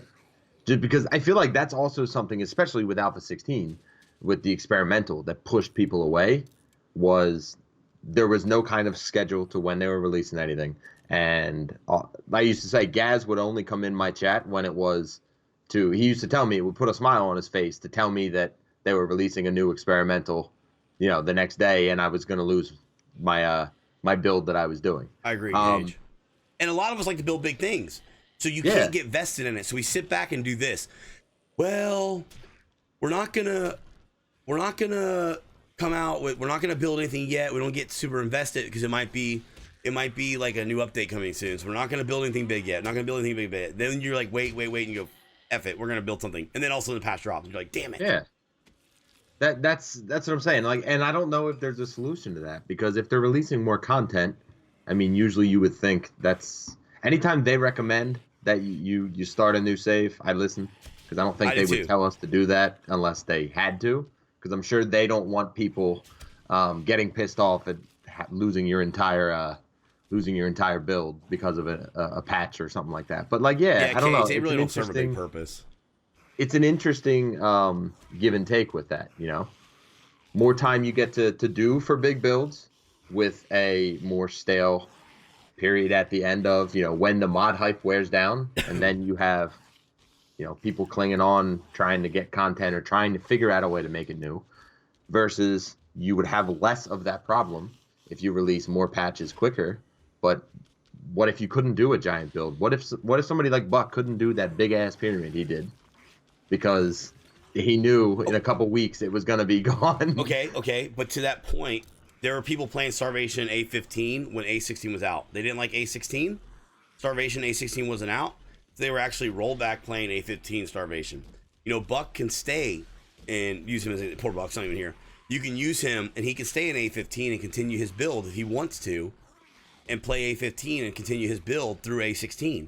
If people want to continue to see that build, they can. That's the beauty of this game, is that you can update back and forth and roll back to different patches if you want to really stay with something, if you're really invested into it, right? But I mean, I think that like what Cage said, I would like to see 3 to 6 month patches. Hold on. I don't think wipes should be a big deal. I like big builds too, but at the same time, it's not that big of a deal. It should be expected. We know that, right? But as content creators, you try to hold on. We as content creators, we try to come up with these big things to fill time. We stream hours and hours and hours and hours and hours of the game. But what about this? What if, like, let me give you an example. And I saw what you said too, Second Class, and I agree. It's a good point. I mean, you run into that situation with like the Arc, and it could be a problem. I don't know what the hell Arc does, but every day there's an update on Arc. I swear to God. I look over at Matt's computer and his Steam, he's updating Arc for something every other day or every day. It's ridiculous. I don't know what's happening. Yeah. So the question is this: like, what if, like, think about this next build? Let's say it came out tomorrow, and all we got was some new little animation or new player models. But we got a hard fix to the AI. Would you be happy with that? And they called it an update. Yeah, I would. I would too. I think the problem with A16, there were so many major changes to the game. They introduced electricity. They introduced a sleeper system. Okay, the sleeper system affected the food system and the stealth system. And it's like there were all these different things that they put in. But some of them are so interwoven. I know that one of the things they're working on is this party system and all this stuff that's going to be related to, that's going to be intermingled. Said A17 was going to be an AI update. I don't know what happened to that. He said there was going to be, and they got an AI person, Cage. I really, I think that we'll see like some stuff, man, but I almost feel like it's going to be like a Band-Aid. But I don't know. They could blow us away and it could be a complete AI change and work beautifully too, It's not the tools are not out there to update every day. No lie, Morden and I stopped streaming it because 3 times in a month I started the server and streamed 2 hours later and couldn't join. Yes, I know that. I actually know that's a problem. Paint and block consolidation. Like, what are some of the things that Would you want the patches that change the buildings? Well, okay, let's say that we left the let's say that, well, what would you say, Cage, for you, what would be your biggest complaint of the game in its current state? Like, what is your biggest complaint? You were playing a mod today where zombies walk around spikes to avoid damage. He's playing Ravenhurst, right? Jax Teller's mod. That's one of the ones we gotta play too. The problem is some of the things like paint and block consolidation, you know, stuff like the AI. Those are things that like CB notices, Cage notices, Kix notices, because we stream a tremendous amount of it, right? Or make content on a tremendous amount of it. People that have never played the game, those aren't big changes for them. They don't see that. Maybe they see the new car and think, oh, that's exciting, you know? Or we're as excited about the fact that it's not jumping up and down on their heads aren't stuck inside of a spike anymore, right? you know what I mean? Like, that's something that we're excited about because that's something we've dealt with for a long time. So the problem is, I think that you apply some of these updates, we go the route of let's fix some of these things and do them in smaller updates. Well, I don't know if it'll cater enough to the bigger player base. We may be in the minority. But things you can't fix, like attacking from above. For me, AI, in no way to easily adjust. Either adjust gather rates and only loot rates. Zombie spawn option would be great too. Yeah, like I don't understand why that got taken out. Like, why did they take out the high spawn, low, medium spawn, very high? Yeah, I used to love putting on like very high, walk all time, Romero zombies everywhere, and now you can't do that. I don't understand why like that's not a thing anymore. You can you would XML. Like my mod then. Oh, let's talk about the mod. If you like lots of zombies, boy, you'll be happy. So let's talk about your mod, because we in that. Did you get into CB and how to get into modding and doing those mods? No, we'll talk about that. We'll talk about that right now, actually. Your spawn settings are for your Horde Knights. Skippy, so maybe I'm misinformed then. So the spawn settings that we used to have, right? The very high, the medium, that was only pertain to Horde Knight. It did not pertain to the base number of zombies that were in, like, let's say a chunk. So you're saying that if you have 64 zombies for the Blood Moon, that's going to affect the amount of zombies on a normal day, not Blood Moon, on the server? Because maybe they need to rename that then. Instead of saying Blood Moon count, they just need to go back to, like, the zombie count. You know what I mean? I had to change my XMLs to get the So Skippy, the regular spawns changed. Then, okay, maybe I feel like it's not very good. It's all based on your game stage, and we have no way to adjust the game stage without XML editing. Game stage should have a game setting. I agree. That's one of the complaints, you know? One of the fixes, okay, but thank God for modders, right? Because they come in and make adjustments to the game that we really enjoy, and there are things that we don't like in certain mods, and there are things that we do like. But there are things that we do like and don't like, but I don't like the whole, like, if you want to change it, go to the XMLs and change it. Well, I don't want to do that. Like if I bought the box, if I'm 13 years old, I bought the game. Well, if you're 13 years old, maybe you shouldn't have bought this game, but I'm 18 years old, I bought this game, I don't know anything about computers, but I want to play it, and I like playing it, my friend plays it. You know, I want some quick settings in the thing, and let it go. All right, so let's talk about your mod a little bit. Okay. Let's talk about your mod. So, with modding, one of the things that I've commended CB on, and also have told him that I'm not a fan of, is his modding on camera. I think some of you guys are going to shoot me for saying that, because some of you, all you diehard CB fans, will be like, I love it when he does that. I do too. Hold on. I do too. No, he doesn't. No. I do too. No, he doesn't. I really do. I think the problem is that sometimes I come in there to watch, and then he's modding, right?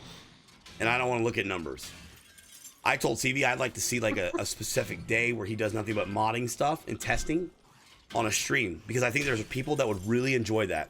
Hey, how do you do XML stuff? I'm gonna go to CB. He streams Saturday night XML editing, stuff like that. Let me watch him do some testing and all that. I would love that. Love that. But he does a lot of his stuff on the fly during the stream. Start losing my voice.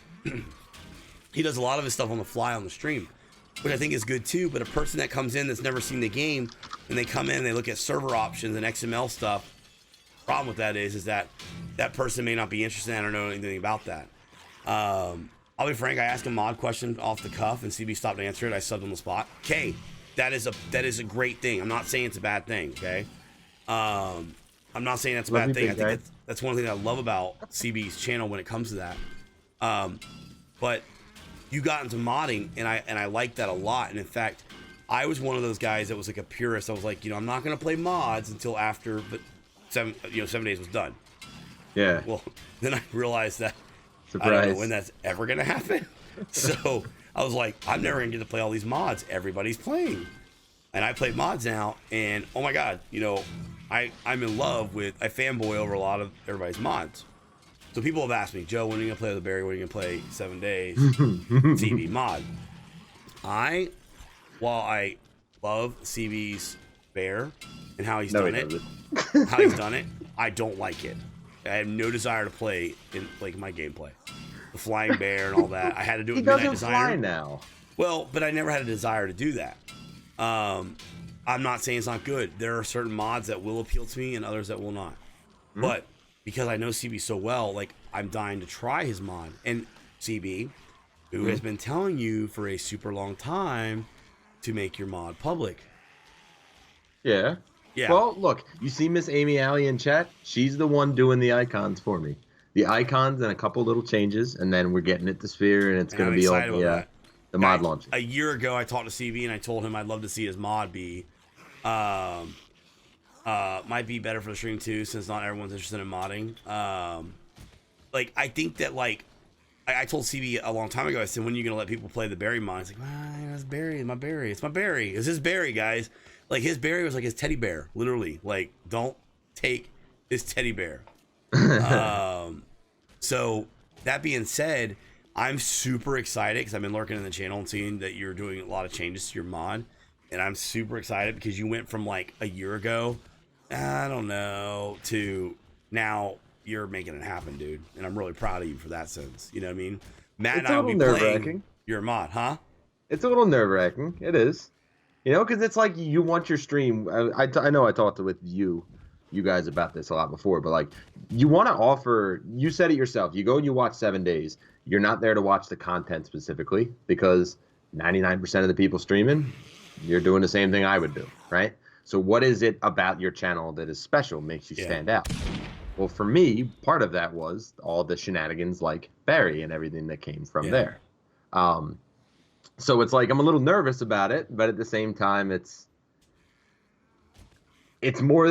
about more than me. It's about more than me trying to hold on to this signature drink. If one person enjoys playing the mod, then I did something good for the community, and that's what it should come down to at the end of the day.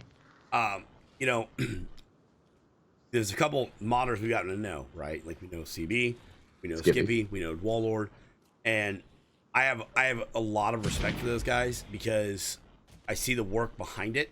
I see how a lot of them listen to what people say about the mod. I like this, I don't like this. And it's got to be hard. You create this thing, you spend a lot of time on it for free too. You know what I mean? Yeah. I like when people monetize their mods so that people are able to go out and support them if they want to. I highly encourage you to support that person if you're able to. But, with that being said, I have a lot of respect for you guys. I really do. You guys are going to we are all at one point going to rely on the modders to keep this game going after it's done. After it's done, we are going to rely on all you guys to continually keep this game exciting. We go and play something and then all of a sudden we see, hey, there's this new update to this mod over here. CB's come. I told someone I'd like to see an alien version of a mod. And Kate said no aiming. And then I would like to see a version of a Wild West type thing. We were talking about a Wild West type game. But I have a lot of respect for the modders. I really do. So I really commend you on that. So the question is, the big question is this: what are you calling this thing? I've been in your channel. Still don't know.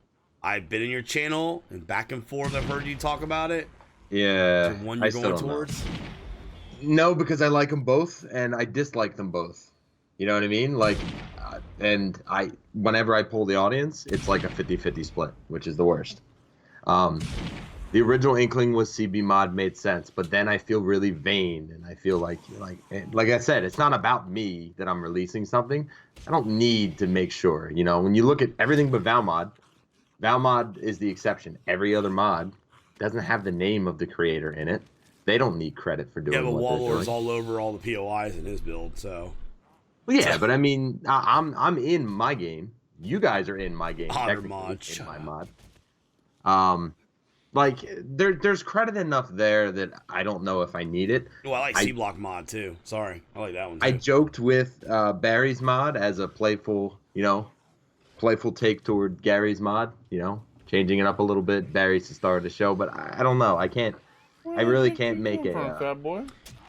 So, all right. So the name's still up in the air. Let me ask you this: tell me a little about your mod, because there may be some people on the channel that have never seen your mod before. So tell me a little about your mod, because there are things about CB stream that I really enjoy watching, like specific things, like when he does like the weapons roulette stuff like that.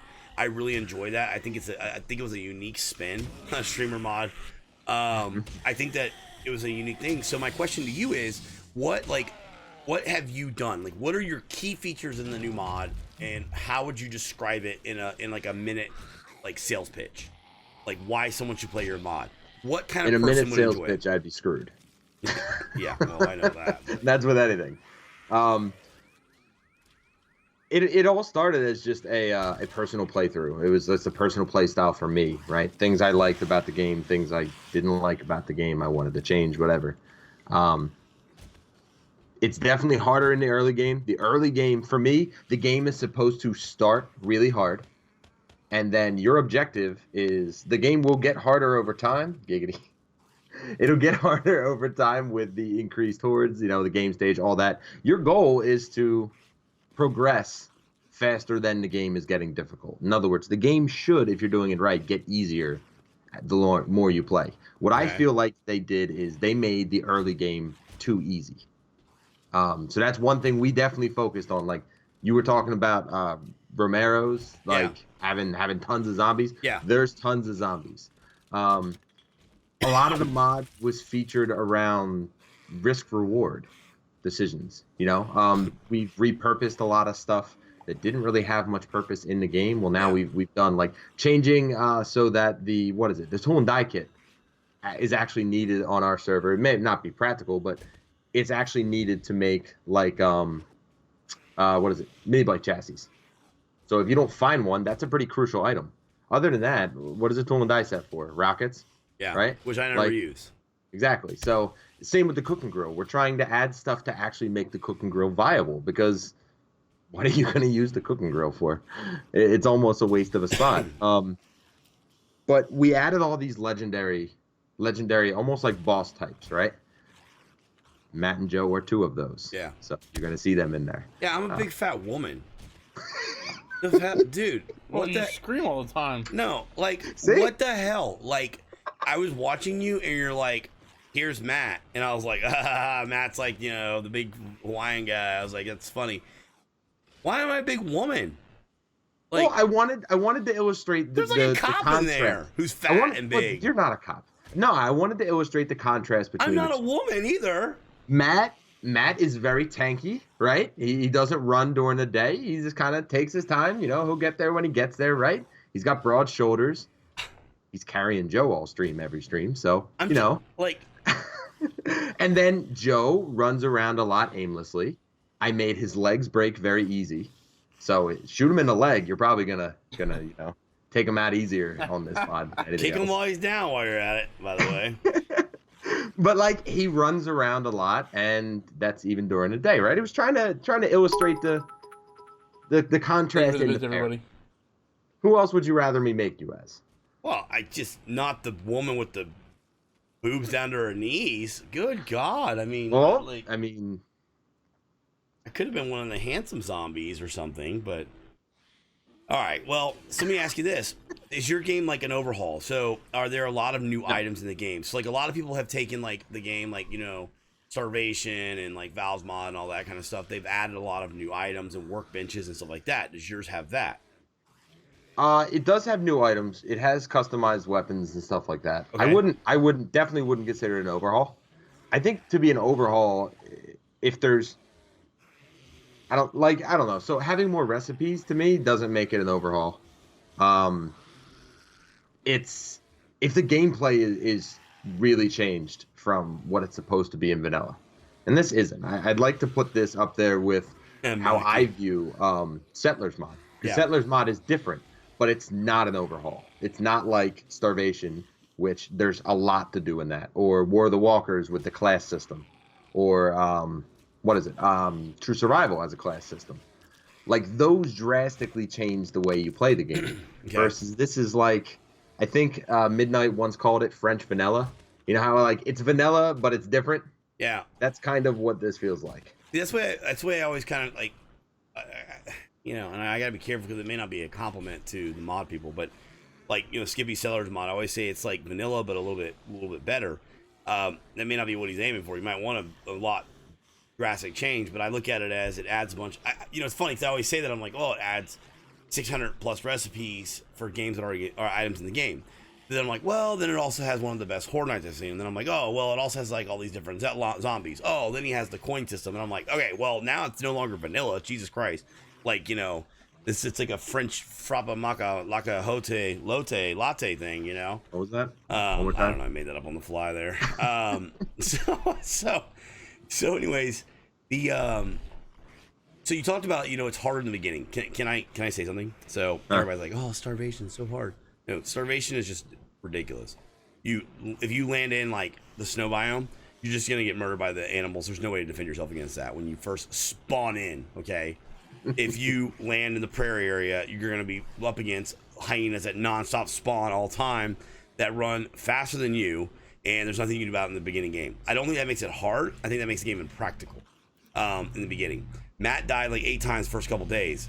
He has not had a death since we've moved out of that area at all. You could say that he's gotten better or better stuff. We're still rocking. Well, he's got a gun now, but you know, up until a couple streams ago, he was still rocking like, you know, crossbows or bows.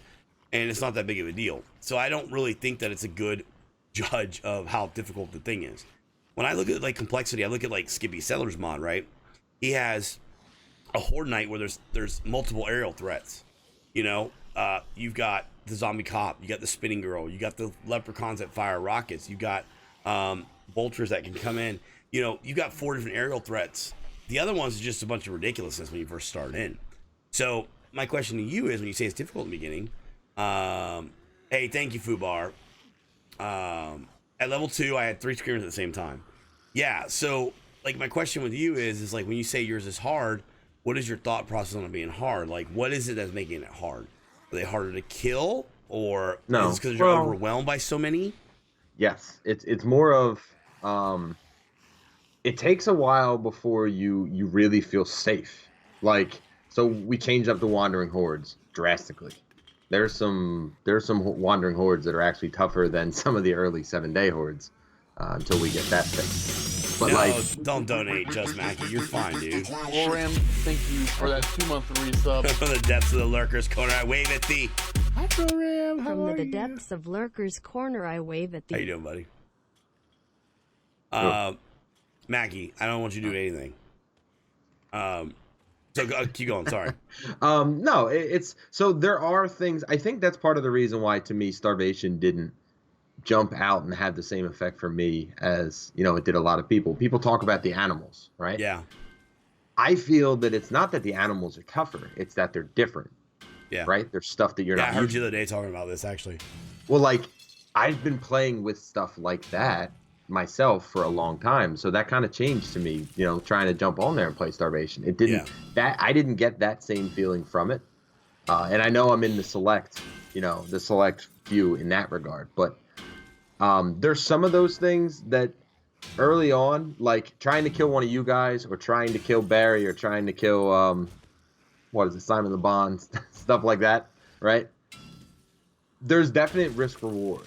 They are tanky treasure chests with really good loot. It's the only place to get legendary loot. Okay, so I like that because that's one of the problems. You'll friggin' go and attack something, or you'll have a feral cop show up, and then you kill him, and he's got nothing on him.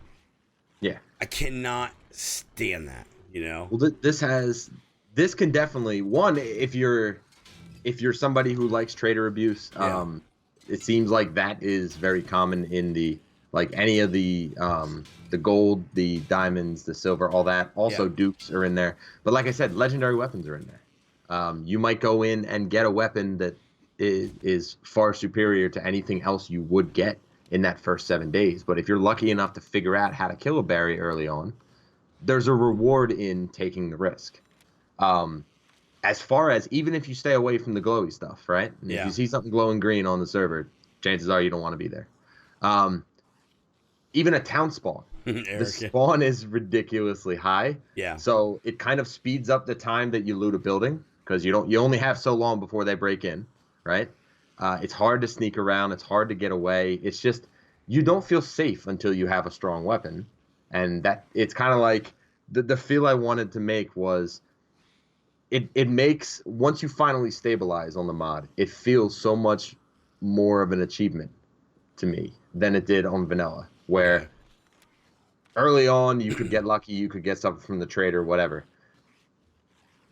It feels like with the mod, once you finally hit that point where you're not as afraid or as terrified of the wandering hordes or anything like that, it feels so rewarding because you know what you had to go through in order to get to that. Yeah. I've been stampeded by hordes of berries on this subserver more times than I'm happy with. I'm used to not dying, and I've died 12 times in the first 50 days.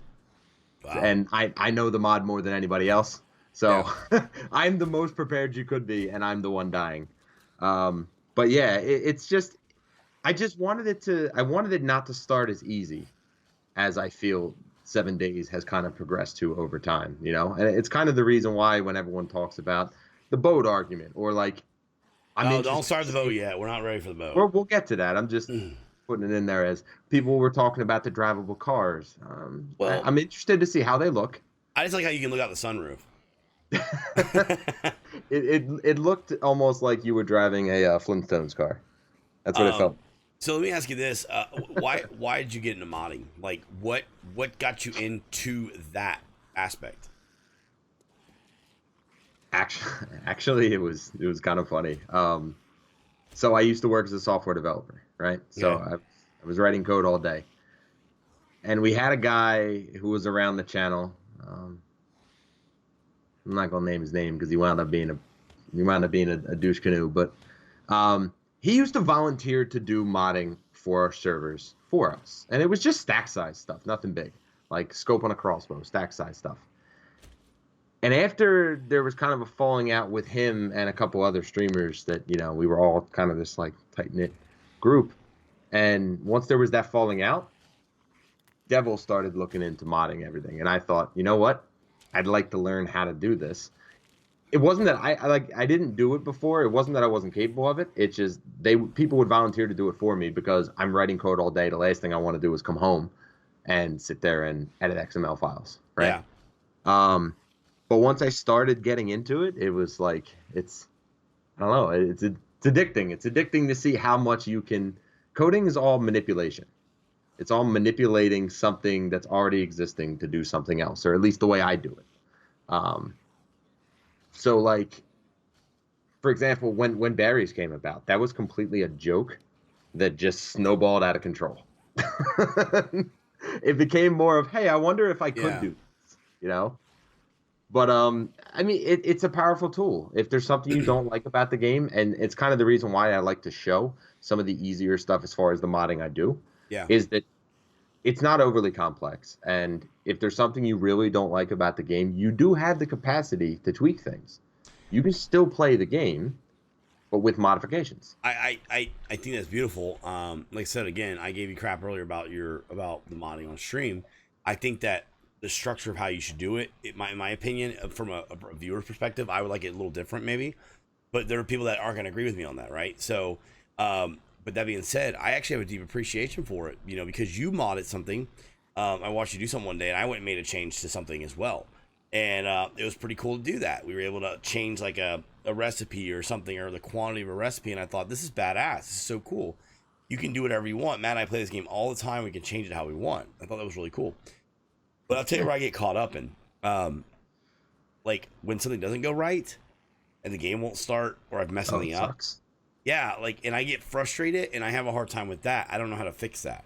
So because of that, I'm more apprehensive, you know, to try to mod and get involved in that. And that's the only bad part. Like, do you have any suggestion for first time modders, like how to get past that as a coder?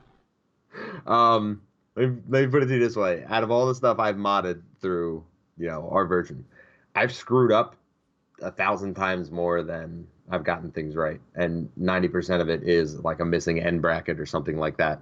Because like when the game breaks, it doesn't tell you what's wrong, right? Yeah. There's no indicator. You just kind of have to figure out like, crap, what did I just change or whatever.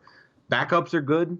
Yeah. Backups are good. Also, I would say, I mean, maybe I got into this habit because of the development experience, but like you have to segment your changes. You can't just go on there and say, I'm going to make a bunch of changes instantly and not test them out until it's all done. Because then if it doesn't work, you don't know which thing it was that broke it. But if you're trying to change one aspect of the game and you change that, test that. If the game still runs, then at least it's okay for now, you know, to move on to something else. But like I see a lot of people to say that. They're like, I wanted to change this recipe, this one. And they do all of that at once. And then they try and the game doesn't work. Yeah. Well, when it doesn't work, you don't know what it was that didn't work. Yeah, and I agree. That's the problem is that I'm not used to like coding. I've read some stuff and stuff like that, and you know, seeing you do it makes it more inspiring. So I encourage you to do it.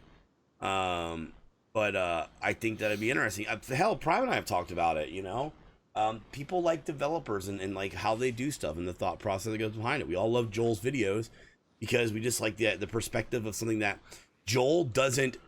Matt and I and Cage and all of us stream team members can't give you the Fun Pimps vision. We can only give you our thoughts and guesses of what we think they're gonna do, and people love that because they love that insight from them. So when CB is playing CB mod or whatever it's called, you know, doing the coding, it's cool to see your perspective of how you approach it and all that stuff like that. So I commend you on that. I like that a lot.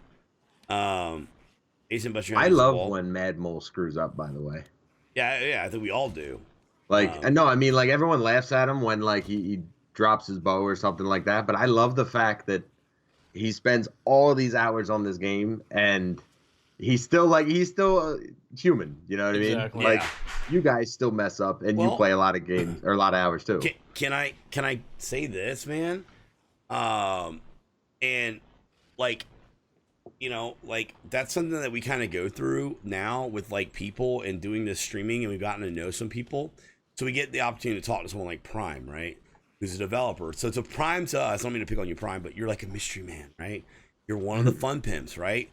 One of the guys that's over there doing the work for the Fun Pimps. This game that we're all sitting here bullshitting about and talk about nonstop. So you are this mystery man in black. We love it. We're like, oh my god, so cool. But I've gotten to know Prime over time, and it's just like another dude that I talk to and we play video games with.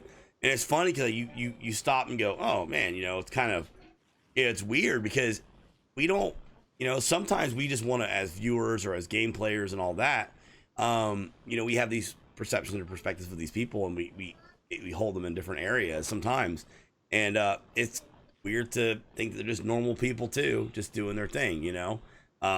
We went through that really with like JT Brown. You know, Matt and I are huge Tampa Bay Lightning fans, and then we've gotten to know JT, and JT's just a badass, you know, cool dude that I would hang out with any normal night. And sometimes now I forget that he plays. It's hard to think that I'm like, hey, dude, you gonna play this? And he's like, I've got a road trip. I'm like, oh god, you're playing professional hockey. I forgot about that. You know, so it's easy to forget that, and it's weird, you know. Yeah. So hold on. So Dale, said to talk about the idea we stole from you. Which idea was this one? I think it was actually Malgus mentioned a question earlier, which was really interesting. And guys, I hope you guys are aware. It was a complete back and forth joke between the channels. It wasn't stealing ideas.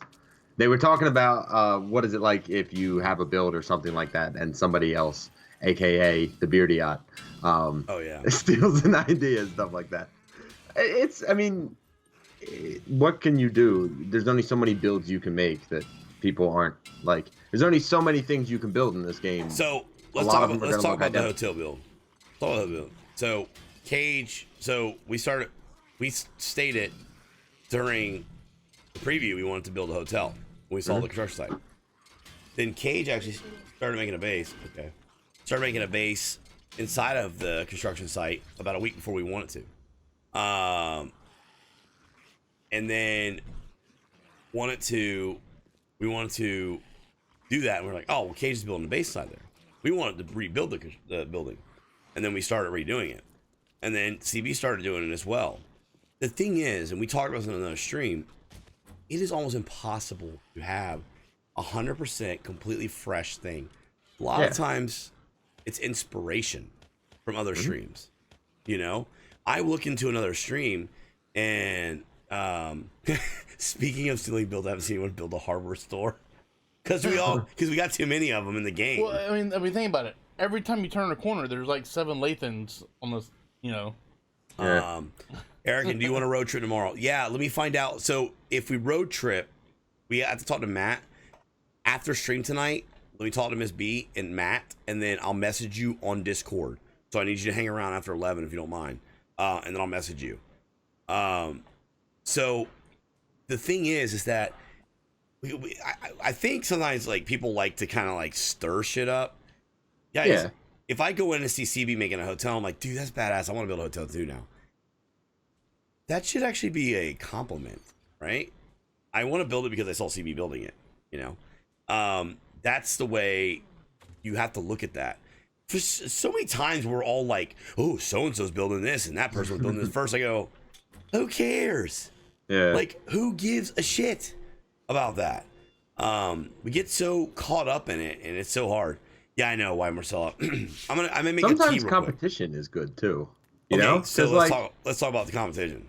So just out of something that had a good reaction, right? Yeah. So you guys did the Beardy Yacht thing, and I had a funny name with going with the Barry Yacht, right? You did the Beardy Yacht. That pushed me to have to do something different. That sign was badass.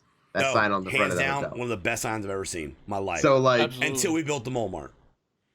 I wouldn't have done that if it wasn't. I wouldn't have done that so quickly if it wasn't like some kind of push, you know. So sometimes and you gave me a headache bad. when I watched you build that sign because I was watching you wire everything up, and I was like, yeah, that was. Oh my god, yes. so many wires. Love you, thank you for that appreciate host. that. See how dumb that is? How it does that? Yeah. But no, seriously, that is true. Like, I love that. And actually, CB and I were literally, that was a purposeful thing that we were doing back and forth. And what was great, it spanned over like 3 or 4 channels. But we had people actually tell us, man, you know, da-da-da-da. I was like, no. I was like, guys, we know CB. We taught a CB. I was like, now I feel kind of bad. People thought we were upset or like yeah, we had back people and forth. yeah. Man, I know you guys were upset at each other. I was like, what? No.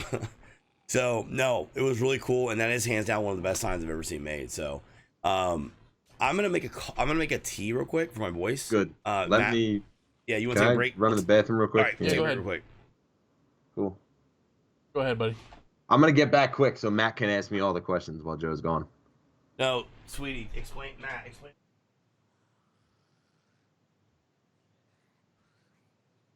No, it wasn't that the raid was dumb. What happens is with the raid, the way it happens is, so like he raided us, right? Well, the way it works is like it said like he raided us with 6 people, but the host said 23. So that's why that system's flawed. So it's not that the raid was dumb. We appreciate LBR. He's a member of our community, and we love LBR. Chess Moses, thank you for the bits. It's just that the raid system is flawed. People can't join from mobile. If the whole thing, if not everybody joins the raid, but the whole host goes over. So like last night, we tested it last night. We rated with like 39, but we hosted with like 140. So it's like the system is flawed. So it's just one of those things of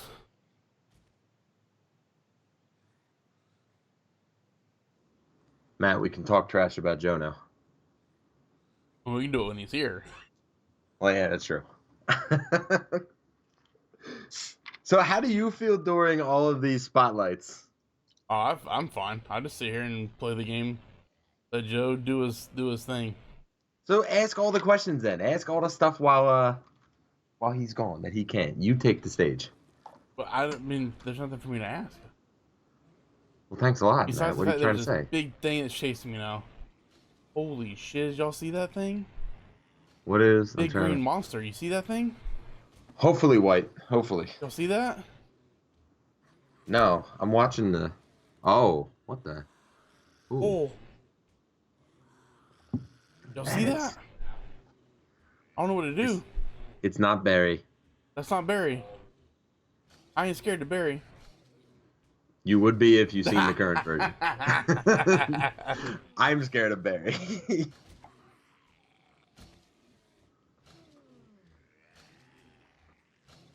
That's the ape.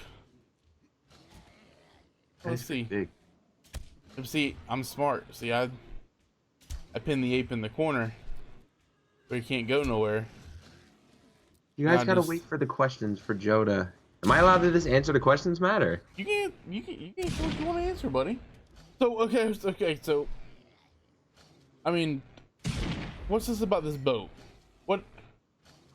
we'll get to the vehicles part Okay, with the okay. boats part. There's good with that. What's the number one wish for new content? It's actually I don't even know if I really I killed the ape. Y'all see that? was that an ape?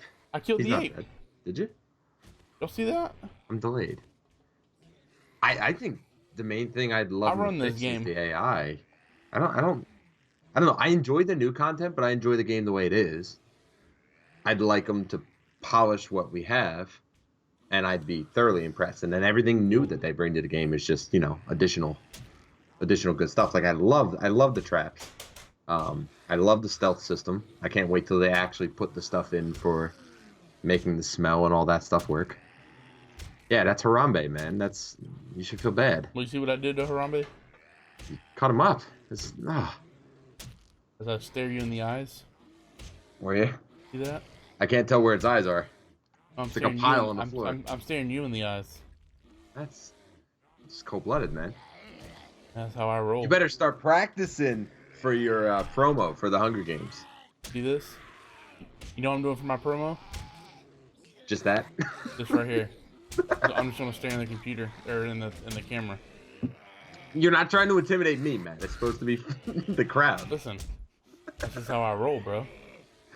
That's all you gotta say. That's it. Job well done. I just stare into the camera, just like this. But no, like I think the game's great as it is. I would not beat this game to death as far as playing if I didn't think it was good. Right? Like I don't believe in playing it solely for the state of viewers or anything like that. I think a lot of what they have is really, really good, and anything new that comes is fantastic. But I'd love it if it was just polished a little better, which they're working on. So that's even better. Do you need me to leave? What, for me? No. LA, thank you for that 2-month resub. Hi, Parsic Beer Coach. LA, thank you very much, LA. And Crazy Appreciate that. Ozzy, thank you for the But 2-month the door is a resub. revolving one and Atley is easily turned around. Hello again. Can I hold it? If I Crazy, hold I'll it say up, thank you very much. is it gonna be next to the GIF of you guys doing the beer stroke? Beardgy, all Fantastic. You beautiful sound terrible, people. Joe. I know, man. Progressively gotten worse. All right, though. I'm all right, though. So I cleared it all a bit. So, anyways. And how do I feel about lockpicks? I like lockpicks. I can't stop talking. There is a bear stuck in the ground. I'm not sure what I'm gonna do about that. So let's talk about this. Let's talk about the boats, okay? Where we talked about the video. Mm-hmm. Your thoughts on bicycle? You like it? You like motorcycle? Yeah. Okay. I think they look really good. And you and I have talked about boats back and forth. And the only reason why we talked about boats is because I think it got brought up some other time. And I just asked you, I was like, why don't you like them? And you explained why. And I thought it was a really good reason. And I gave you like my rebuttal to it. So why do you not like boats? And we're not going to address helicopters yet. We're just going to talk boats. Why do you not like boats? All right, so it's not really I don't like boats. I think there has to be certain things that come along with boats. There once upon a time the mini bike used to be an unstoppable tank too. The thing had like 1,000,000 HP and it would one shot anything it ran over. Yeah. And for gameplay's sake, you could just hop on a mini bike and run everything over. And there was no real threat that came along to combat it because the mini bike was damn near indestructible. Now, when I see people that sit there and they say, "Oh, well, there's water that would take me 30 seconds to Jesus walk across it," as it currently sits, they need a boat in for this specific reason. It's a little bit of laziness on that part. Like I wasn't a fan of the complaints about something being hard changing the game versus people learning they had to adapt and get better. The Pharaoh got nerfed to hell. It's nowhere near the threat that it was, even if it's always running. I think boats need to have a threat on water, for one. I don't want to see people drive out. Tiger, I think thank you for that. When people are putting out content regarding the game, and they see people taking a 7-day horde, driving out on a boat in the middle of the lake, and sitting out there the entire time, I feel like it makes the game look bad. I would like to see them where if you put a boat down on water, you couldn't pick it up. Hey, Jacob, thank you, buddy. Even if it's a raft. Raft is cool. Like, I'm okay with the idea on a raft. But let's say if you put a raft down on a specific body of water to use, well, you can't pick that up like a mini bike after. You can't deconstruct it, move it, and, I would like that. And I'd like it if they were a little bit more late game items rather than early games. Because I feel like I feel like it's almost like, I feel every time I have the conversation, it's like get off my lawn status. But it's like the damn kids come in and they complain about the game being too hard. And they complain so loudly that everything just gets easier by default. Like I don't want the game should be the scariest in the early stages of the game because that's when you're the least equipped. We're doing good, Jacob. So, Sweetie said, I thought Z's could go in water and get you. Well, what happens is the water's deep enough, you float above, and zombies sit in the bottom. Zombies can't swim, so zombies go to the bottom and can't reach you. So, when CB told me about this, like when they talked about boats, I said, boats would be kind of cool, right? I thought boats would be cool, another option. I'm gonna go back to this thought process here.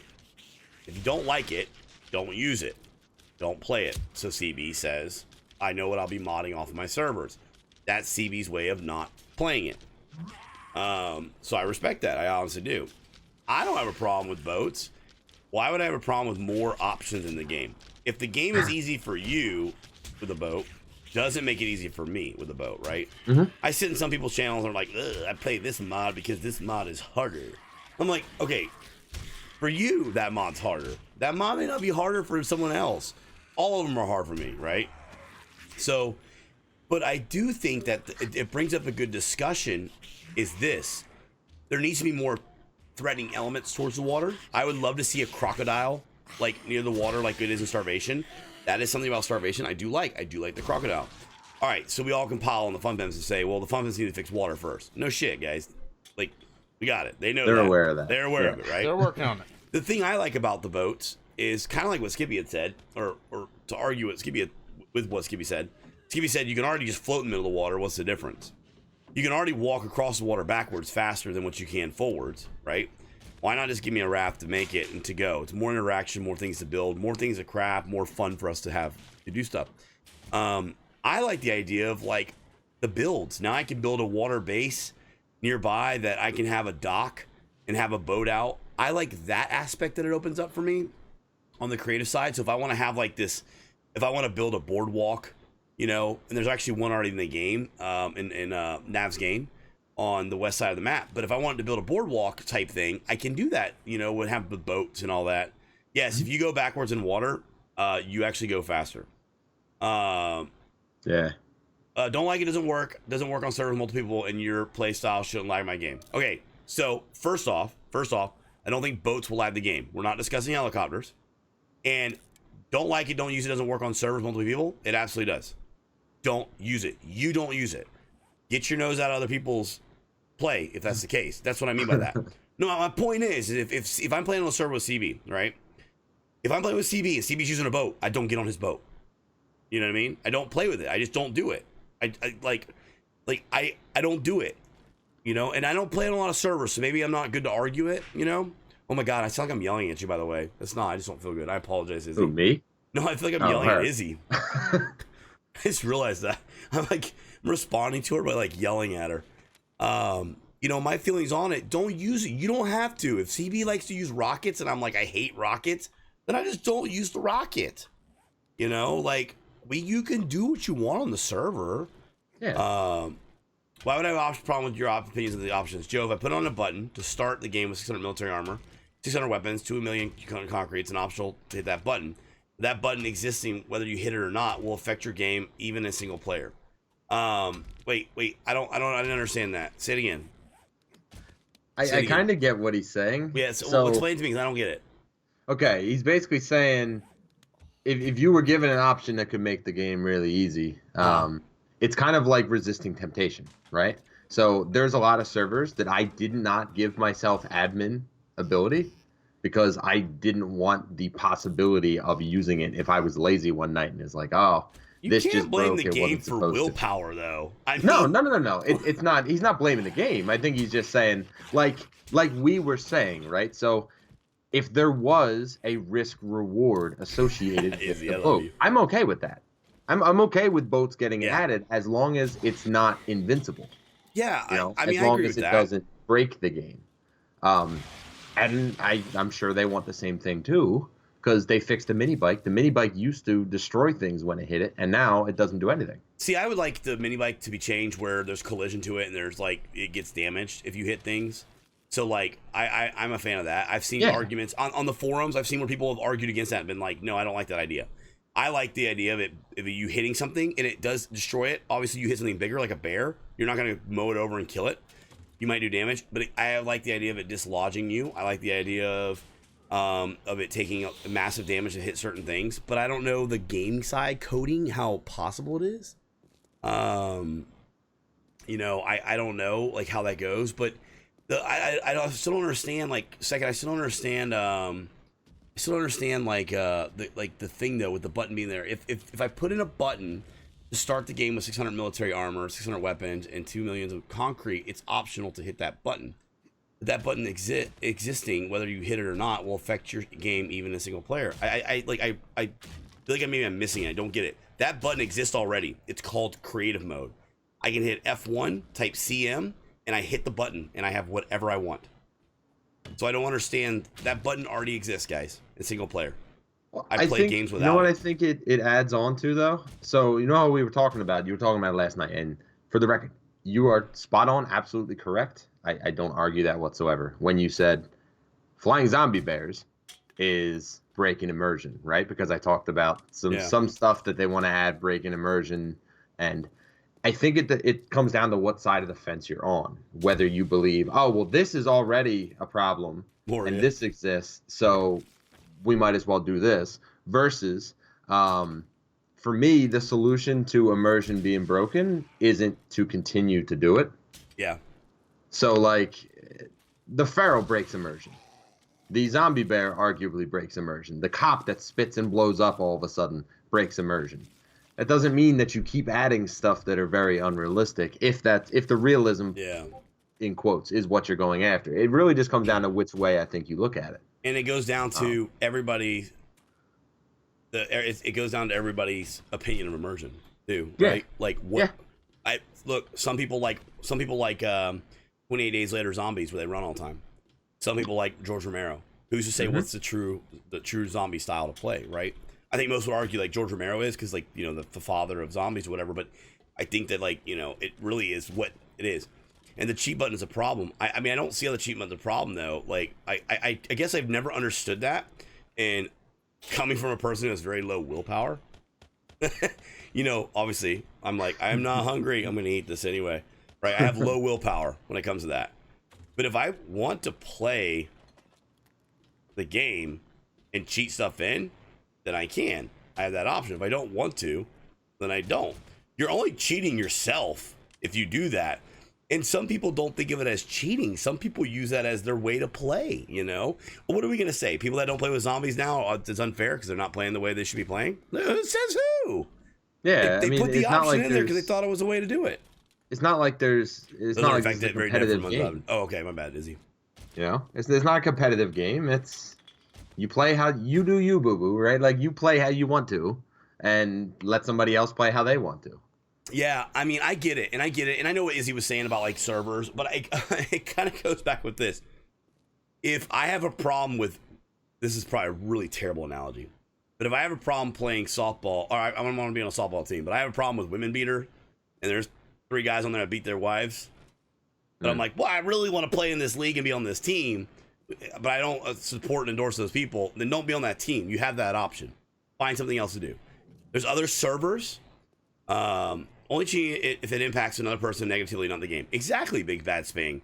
Maybe Matt and I have an agreement where we're like, hey, it is okay to spawn in a light helmet the very first day all the time because we feel as a streamer we have to be able to see. We don't do that, but let's say we feel like, okay, the darkness, we don't want to see it. As streamers, it makes sense to spawn it in and have it from day one. What is the difference between us having it now versus having it 10 days from now? Maybe this is something Matt and I have agreed on as a gameplay we like to do. You can come in and tell us we're playing the game wrong. You come in and tell me I'm getting to playing the game wrong, you get the hell out. I have no. You're missing gameplay. Yeah, 2 fingers. There's nothing wrong with that. You know, nothing wrong with that. And this is all sparked conversation. This is the best part about this. Like the whole boat thing. I already knew CB's answer. Matt, CB already talked about it because we were talking about it. I had said, "Why don't you like boats?" And he's like, "Because it makes it too da da da da." And I go, "Yeah, but well, maybe you just it just seems I like." What if there's like more dangers in the water? Mm-hmm. You know, like that would make it better. That would make it better. But whether boats are there or not, I think that more dangers in the water should be there, right? You know, I watched a guy do Horde Night one time on stream. He goes, "Oh my god, it's Horde Night!" He runs. He's running, and I go, "Where's the guy going?" He runs to a lake and then floats in the middle of it, and I go, "Oh my god, this guy is so ingenious. He's literally floating in a lake. The zombies can't get him." And then 3 minutes pass, 4 minutes pass. 10 minutes later, I go, this guy is still holding down the button in the middle of this lake. Yep. And it was halfway through Horde Night. And I go, is this how he does his stream all the time? I go, I couldn't watch this.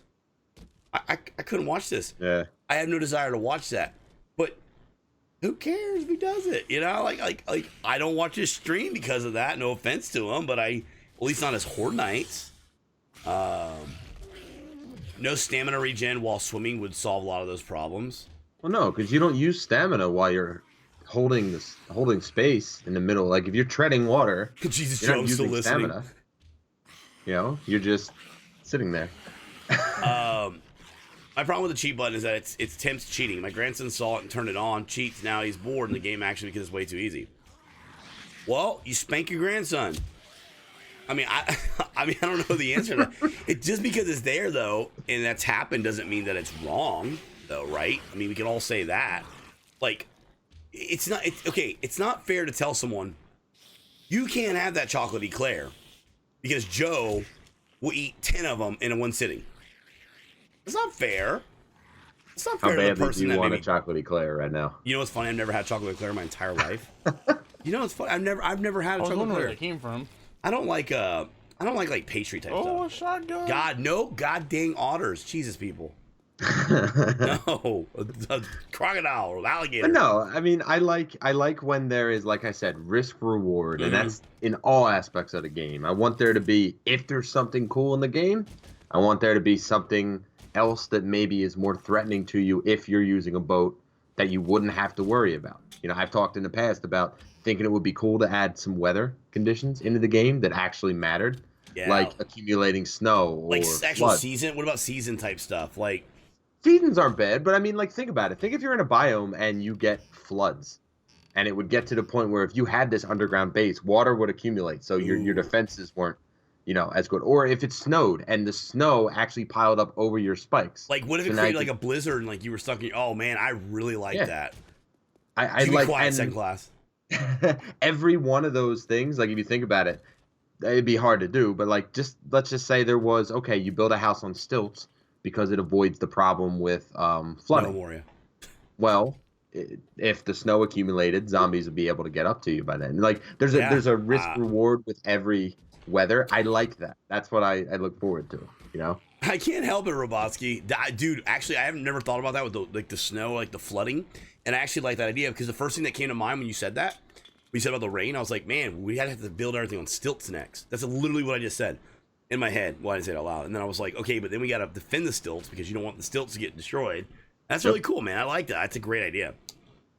What are your opinions of the mini map that used to be on the HUD way back in the day, Alpha 5, 6? Where since zombies used to be yellow and then turn red as they seen you, domino effect for that, us to scare the shit out of me. So I didn't play Alpha 5 or 6, so CB probably has a better opinion on it. I will give an opinion of someone that has not played it. I don't really want to know that much of it, right? Like, I don't want to know when they sense it. I kind of want to know when they sense it when I hear them go, ugh, and I'm like, ah, God. I kind of like that aspect of it. But what about your opinion, CB? You played it, so. It did make it easier, but I kind of like it the way it is now. The only thing I would say I wished it was a little bit louder, the zombies were. Because I think it adds to the experience that you actually have to listen to your surroundings, you know. You can't watch 360 all the time. And now with no mini-map, it's really easy to run into a place, see in the corner of your game, oh, I have a bunch around me, let me turn that direction. But if you don't have that, then you have to rely on what you hear for where your eyes can't look, you know, and that's kind of useful. I wish they would make them a little louder because zombies seem to be pretty. I wish they would change the sound of the Hawaiian guy. Can't stand this sound. I don't know what the sound is, but it's like a. It's like modeled after the cop. Yeah, and his is terrible too. Like their sounds. Listen, Fun Pimp Sound person. What it used to be. The Fun Pimp Sound person. I appreciate what you do. I just would like a little different. Maybe go back to the drawing board with the sounds a little bit. Some little different growls, you know, something like that. But just a little bit. The dog dying sounds like a TIE fighter flying by. Yeah, that's a good point, man. What are your thoughts on cars being added? What do you think will happen after that point? So, okay, before we get to that, Spider, let's talk about this. So, the helicopter. So you guys heard me say with the boats, like, yeah, I'm like, I like boats. It's fine. Don't play it. Helicopter, I don't want. Let me tell you why I don't want the helicopter. Okay.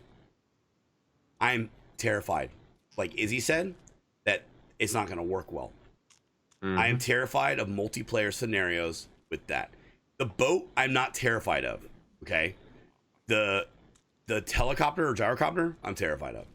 Like the loading and rendering and the spawning and the chunks and all that. I am terrified of the gyrocopter / helicopter or whatever it is. So what are your thoughts on the helicopter? I feel the same way. Like I worry that it's a big flashy addition, right? Like I'm sure they'd love to boast that they got that to be able to work.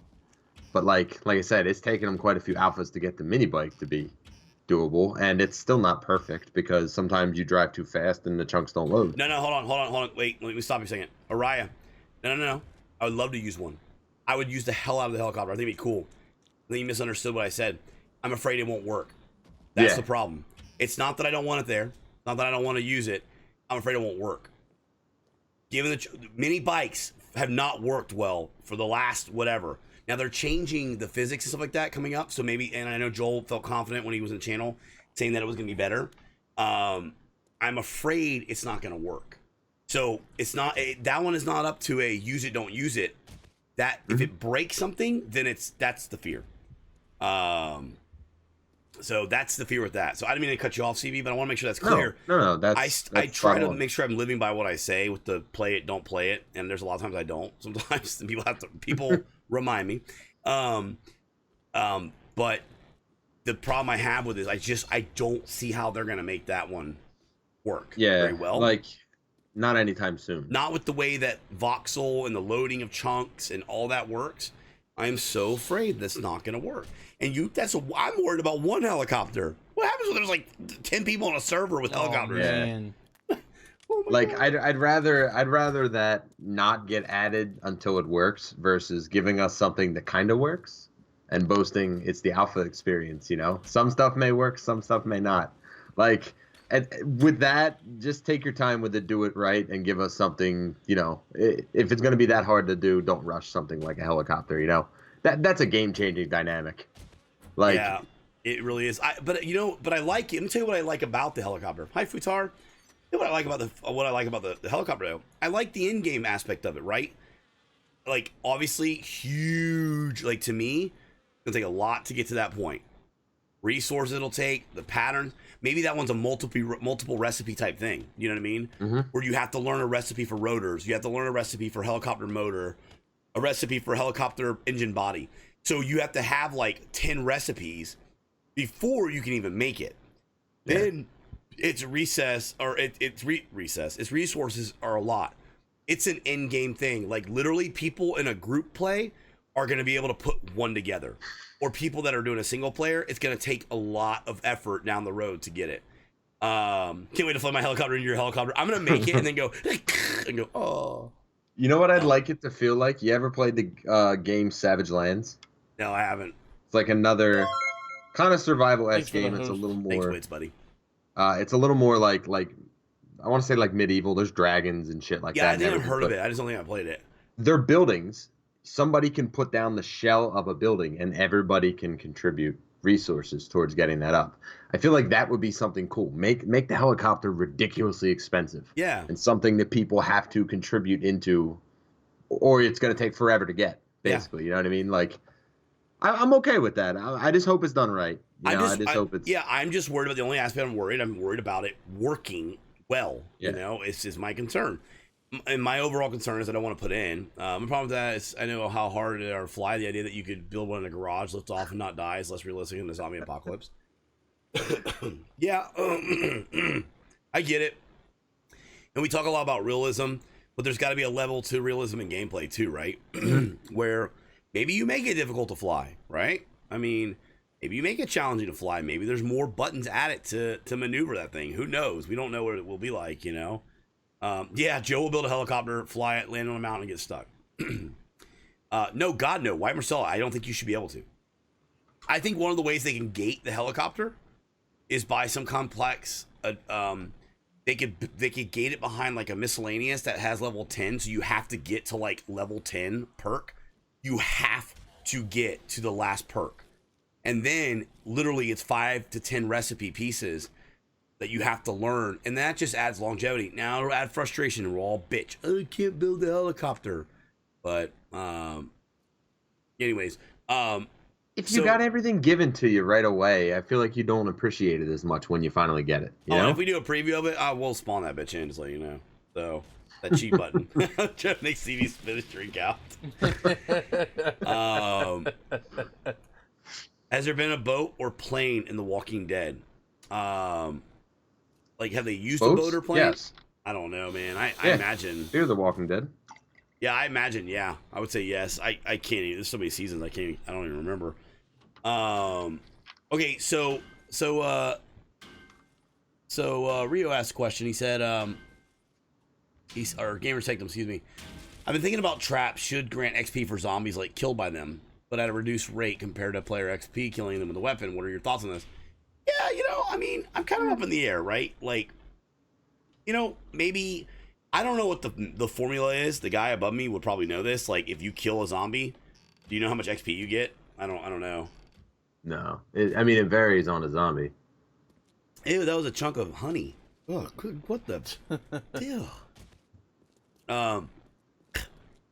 So I mean, I don't know. I feel like that's kind of, I don't need experience for doing it.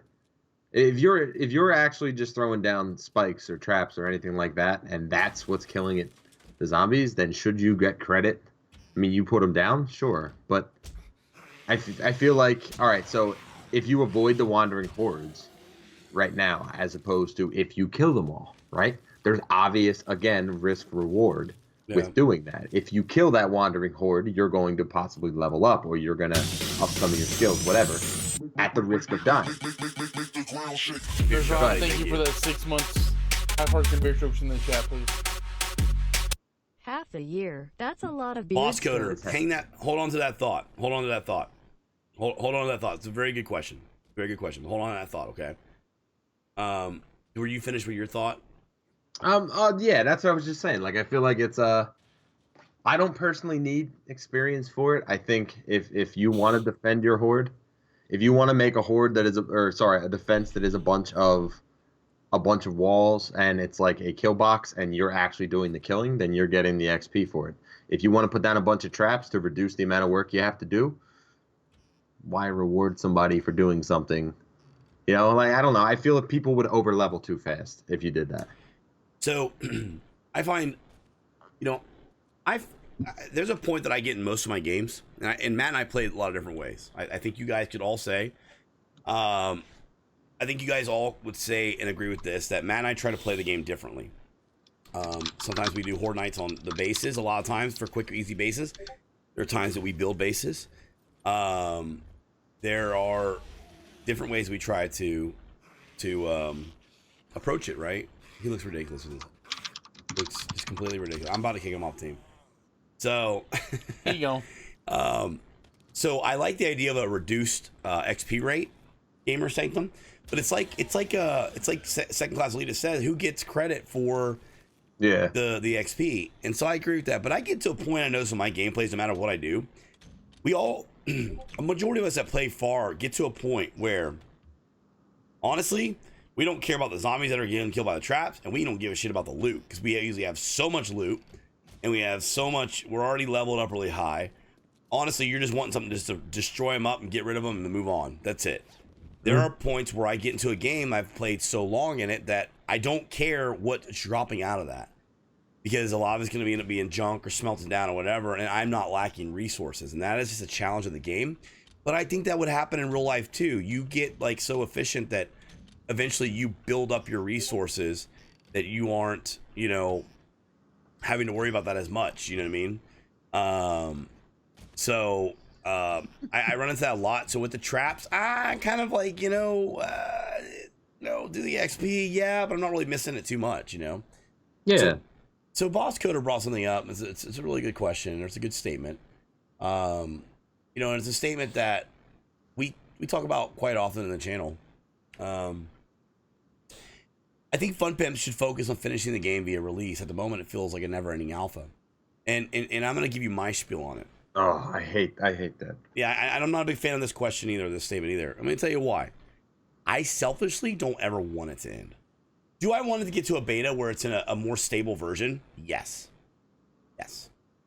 But I ultimately know that when it does, the creators of the game, while we bitch and moan about the things we want in the game, we got to remember that this is the vision of the Fun Pimps and not our vision. They take ideas, and they take thoughts, and they take information, but at the end of the day, this is their baby. If Joel wants to make the guy look like this and look like just like Joel, it's going to happen. You know? And I selfishly don't want the creators to stop making it.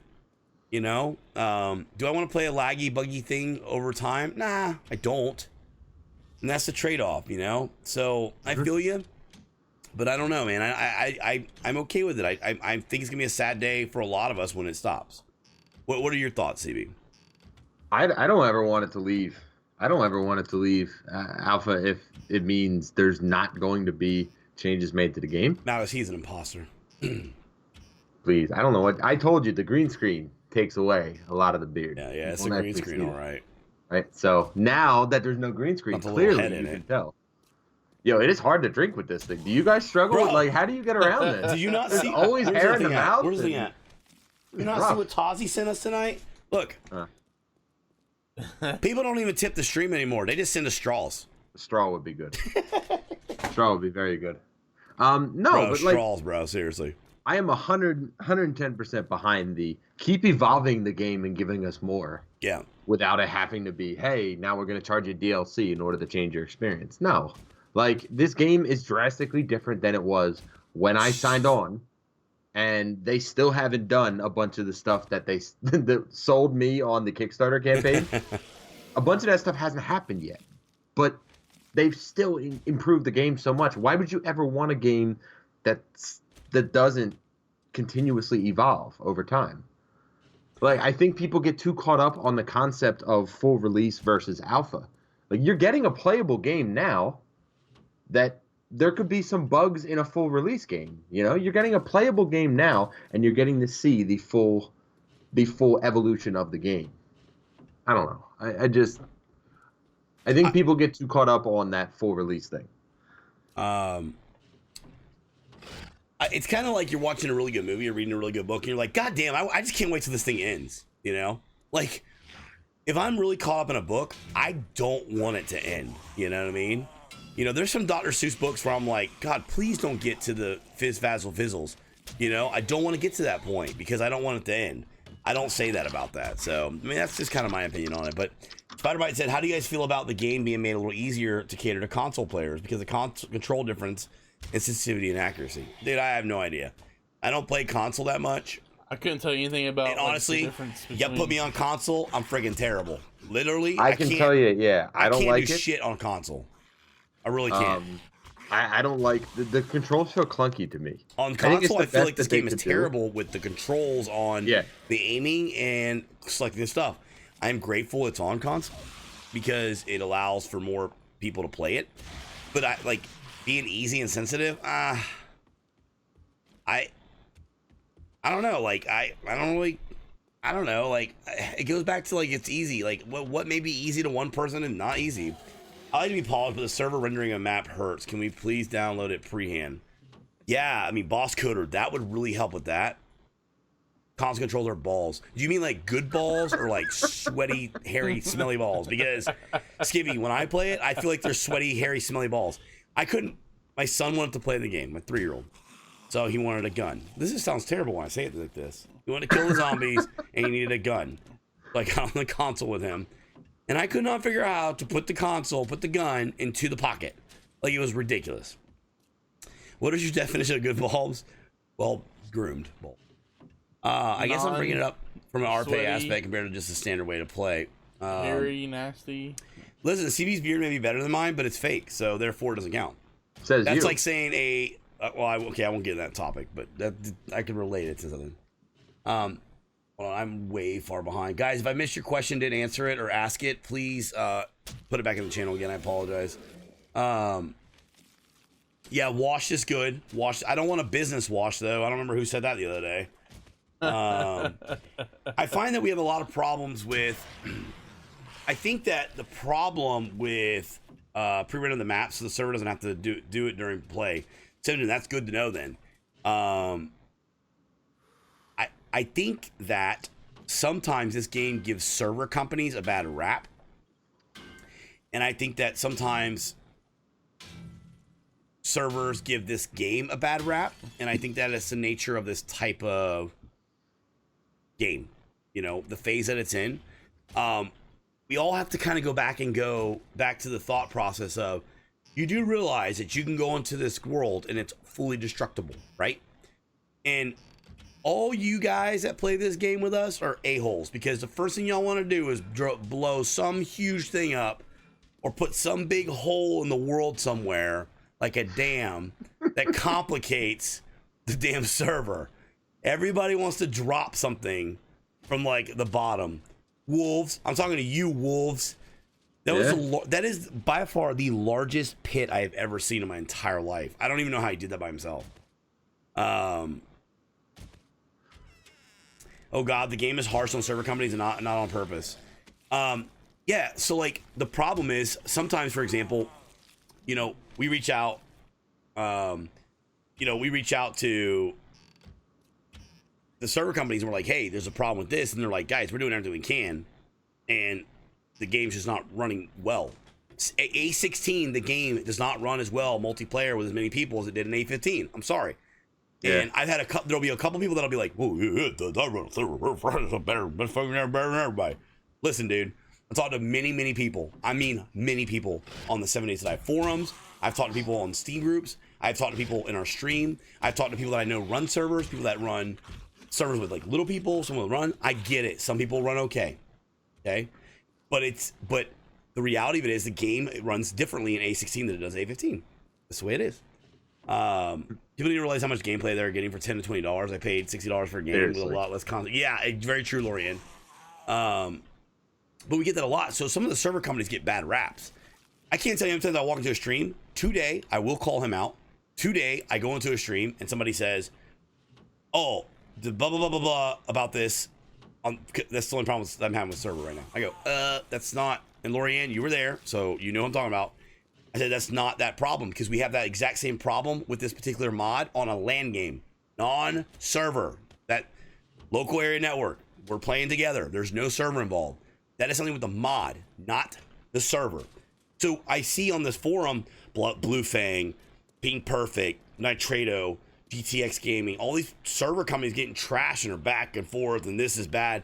No, it's not the server's fault. Then sometimes I'll see a game where it's out, where the game is fine, okay, and then it's running like crap multiplayer, and it's because of the server. It's because the server's not. We can play it, and I'll be like, "Hey, our server's not doing that. There's something wrong with your server." And then the people are like, "Well, this my company's the best." And I'm like, "Okay, all right. Well, I wasn't really. That's not what we were trying to accomplish with that."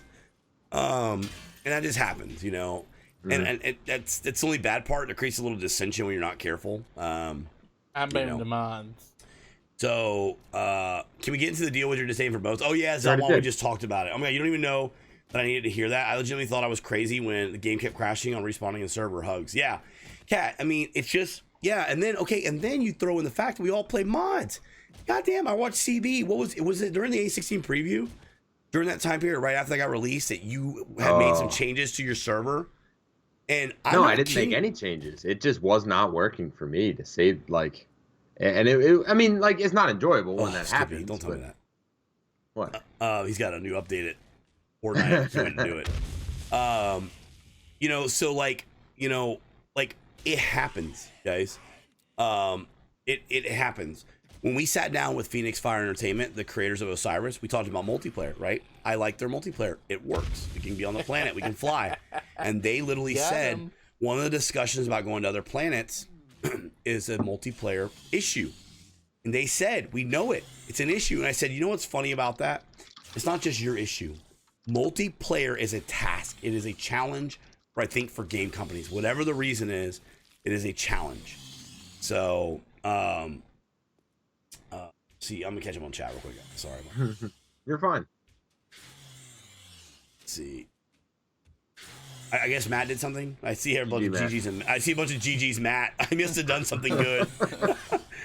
As I just say, this one who loves some days. I feel like in order for the devs to keep making new content, they need to find some way to financially support themselves more, so they can keep making more content. Okay, well, without delving too much into too much information, I don't know anything, but I saw Matt Mole tweet out a photo of his closet, and he looks like he's doing fine. So, no offense, it looks good. He looks like he's doing great. I'm sure there's financial stuff that goes with it. You got people out here like CBthaGreat who's playing this game till he's blue in the teeth. Mm-hmm. Us that play it. Jonah Birch plays it a ton. Second Class Elitist plays it a ton. Gur Robotsky plays it a ton. And I'm probably missing some people on the channel, but there's a lot of people that play it. Guys, we're supporting it. We're pushing it. Games for Kicks, Cage. Is there the amount of people watching it that need to? No, I don't think so. There's always use more. I always will talk good about this game as long as I continue to enjoy it, guys. I will always talk good about it. So, I love this game and I think they're doing well. And I would be, how as scary as will CB Mob when it's released for the hardcore players anyway. Yeah, so Papa 2, what's up, dude? He's already played it. We did talk a little bit about the mod already, Spider. Oh, and Spider-Bite, what's up with Meg? Yeah. She does not like you. I heard her the other day say that. Oh, the feeling's mutual. The love was great for everybody except for Spider-Bite. And I was like, whoa, what happened? I missed that. He hisses at her when she comes on stream. And she feels likewise. And the best part thank is, you to Meg for allowing you to be on the night, man. I know that it takes away from your normal. I know you stream different times. She's in heaven right now. Are you kidding me? Keeping you distracted. She doesn't have to listen to me. Yeah, exactly. The best part about Spider and Meg, by the way, they have the same birthday. Do they really? Yeah. Yeah, I would get them a cake with both their names on it. You should get a cake for Meg and then put Spider-Bite's name on it. And Make then them share. Bring it home and be like, oh shit, this is for her. Being as mentioned earlier before that 7 days cannot last forever, what do you think is a good way to eventually go to a different game? Do you worry the community following or not? Oh, CB, talk about this, because CB's on CB's working towards partnership all the time, right? Like, look, guys, there's not a partner push, a partner whatever. If you're not partnered and you want to be partnered, you're working towards partnership. Okay. What are you saying? You're going to work 1 month hard to try to get partner? I don't understand that mentality a little bit. I don't understand that mentality a little bit. I mean, like, if you're trying to get partnered, you're trying to get partnered. If that's your goal. The CB works towards that, and CB's been playing, I noticed, some GTA again. So what is I gotta kill some zombies, so I may not look like I'm looking at you. It's because they're outside the base. You know what? It's like I said before. It's just trying to switch it up and do some different streams now of something different than 7 days. I don't want to hit a point where I'm only known for streaming 7 days, and then let's just say something happens where 7 days gets to a point where I can't keep making new content. What do I do then? You're trapped inside that game. You can hope that the community is going to come with you. The realism is you're going to lose people. You're going to have people that don't have interest in what you're playing. You're going to hope that everybody comes to your stream for you, but that's not why everybody goes to a stream. It's just for the streamer. Some people like the content. Some people like the game and don't even listen to the streamer, I've been trying to switch it up just to set myself up so in the future I won't have such a I don't want to be to the point where let's just put big goals up as far as, let's say I'm able to start having 150, 200 people regularly watching, and then I switch over to a game and I'm sitting down at 30. Obviously, you talking about us playing World of Warcraft? I wasn't, but I mean, it does kind of apply. You literally just hit all of our numbers for World of Warcraft. You talking about us, bro? Tell me, but it's you love the people that are in there. Yeah. But it's still a little defeating, right? What's going to happen, but that doesn't soften the blow. So I like to be able to have some flexibility to do other stuff if I want to, but I want to be centered in 7 days because I believe in the game. I wouldn't still be playing it if I didn't love it. It's never going to be easy, but. So my thoughts on CB with 7 days is this. So CB I've known him from 7 days. Okay. This is where I've really known him. Okay. And I like him here. There are people that like Bearded Guys Gaming in 7 days, and that's mainly where they like him. But I come from them. Watching GTA can be boring as hell, but I will stay in the stream because you entertain the bejesus out of me. And Pomfar, we appreciate that. Let me tell you one of the hardest things as a streamer. Okay. There's a lot of rewarding things that people say to you. You've helped me with this or that. God dang it. There's still somebody out here, guys. I'm sorry. Hold on, guys. I come for the Mayo plans. There's still somebody out here, and I don't know where it's at, and they're super loud. I'm guessing this fat lady is who it is. I don't know. Sorry, no offense to anybody, fat ladies. What does it call me? Well, in CB's mod, it would be Joe. So hey, it'll be BGG Joe. Okay. Yeah, well, okay. I still can't believe how much crap I gave Beater Guys gave for going from 7 days to Arc. Hold on a second. Let me catch up real quick. So the thing is that with one of the hardest things as a streamer that we deal with is you get people that love you. They're like, I love you. You guys are fantastic. You're the best thing. And then, a few months later, you never see them again, man. Ever. And it sucks because you kind of get to know people. You get people that super supportive of you and you're super excited about it, and they disappear. And then there's people that end up staying around that you never would expect that to happen. So changing games is hard. It really is. And playing different games is hard. Papa 2 said you can't be a one thing, thing streamer. There are people that do it, but there are people that we know that do that have literally said that they absolutely detest the game they play. Matt and I are very lucky. We love 7 days. So will we ever get to a point where we cannot stand 7 days? Sure. I mean, who knows? I never said we were going back to Discord. How about foot and mouth, right? So I've gotten to where I'm like, all right, never say never. But the thing is that for those of you that are around in the games that we play and you don't like it, we notice it, okay? As streamers, and Boss Coder, we appreciate that, man. I'm not gonna lie, man. We notice it. Don't second, because let me tell you something. It's natural. It is natural. You're gonna lose people, and you're gonna lose the ones that you never expected to lose. But what's exciting is that sometimes those people will come back. When you make a reemergence to a game that you're playing like 7 days again, when we started playing 7 days again after World of Warcraft, oh my God, the people we saw came back. I was like, oh my God, what's going on? Like, you know, hadn't seen them in forever. And we realized that there are things that they don't, there are some people that no matter how much they love you, maybe some people can't watch a game for a certain reason. Maybe somebody can't watch Space Engineers because it makes them sick. Maybe somebody can't watch a simulation game because it makes them sick. Maybe somebody doesn't want to watch you do GTA. Man, my voice is really starting to, hold on. Maybe somebody can't watch you play GTA because they just don't like a lot of the violence and the words that are used in it, and they can't watch it. So you never know the reason. But as a streamer, you got to stay the course and stay true to yourself and stay true to your channel, and you'll be okay. I promise. People will come back, and people will leave. And the people that stay and that are there, when we get it, we appreciate it, okay? I cannot tell you enough. That support is a lot. The people that leave, that say they're going to be here forever and never come back or don't come back for a long time, we still appreciate it. You understand?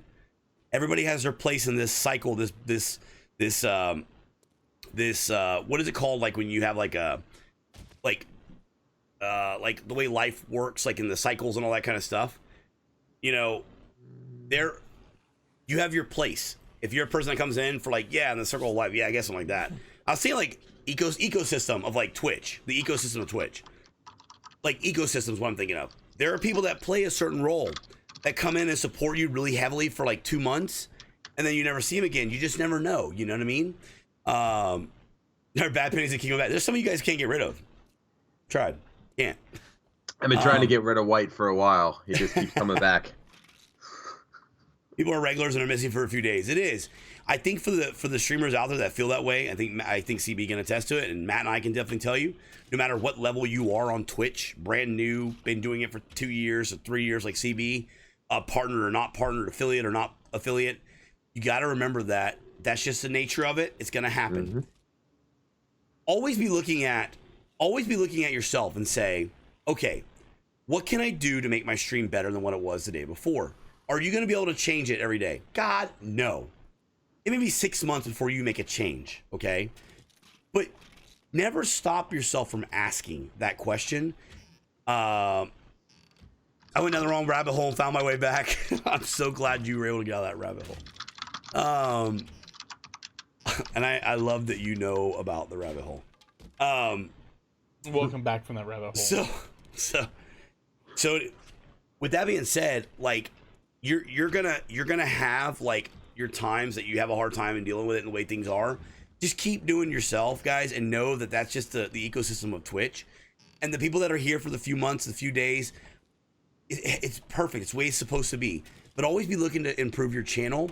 Do it for yourself. Do it for your viewers. Do it for your channel itself. Do it for the longevity of things. CB hit the note earlier. He said you have to really evolve all the time on the platform as things change. As IRL got introduced, right?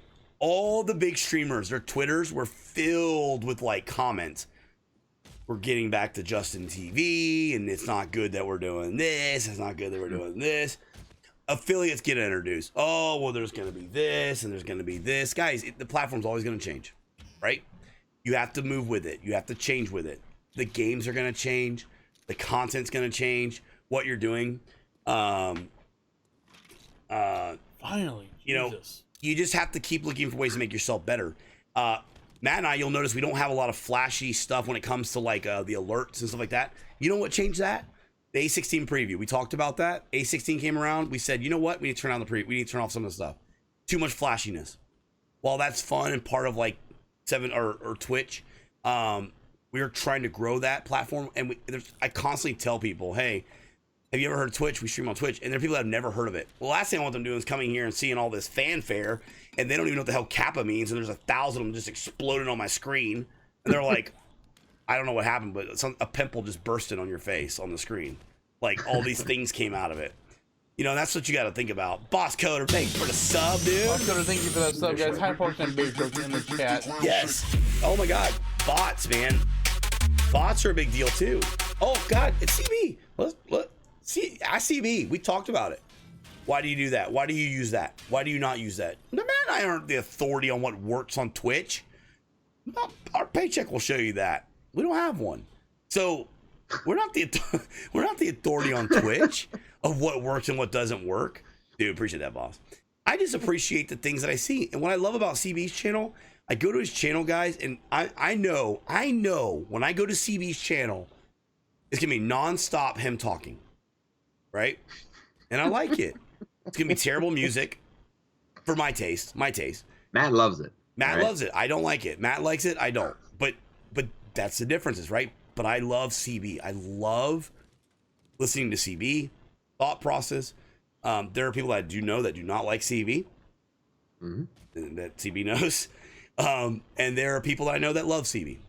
And I'm grateful. I'm grateful to have CB on the team because he's a different, you know, from Boondaba, he's different.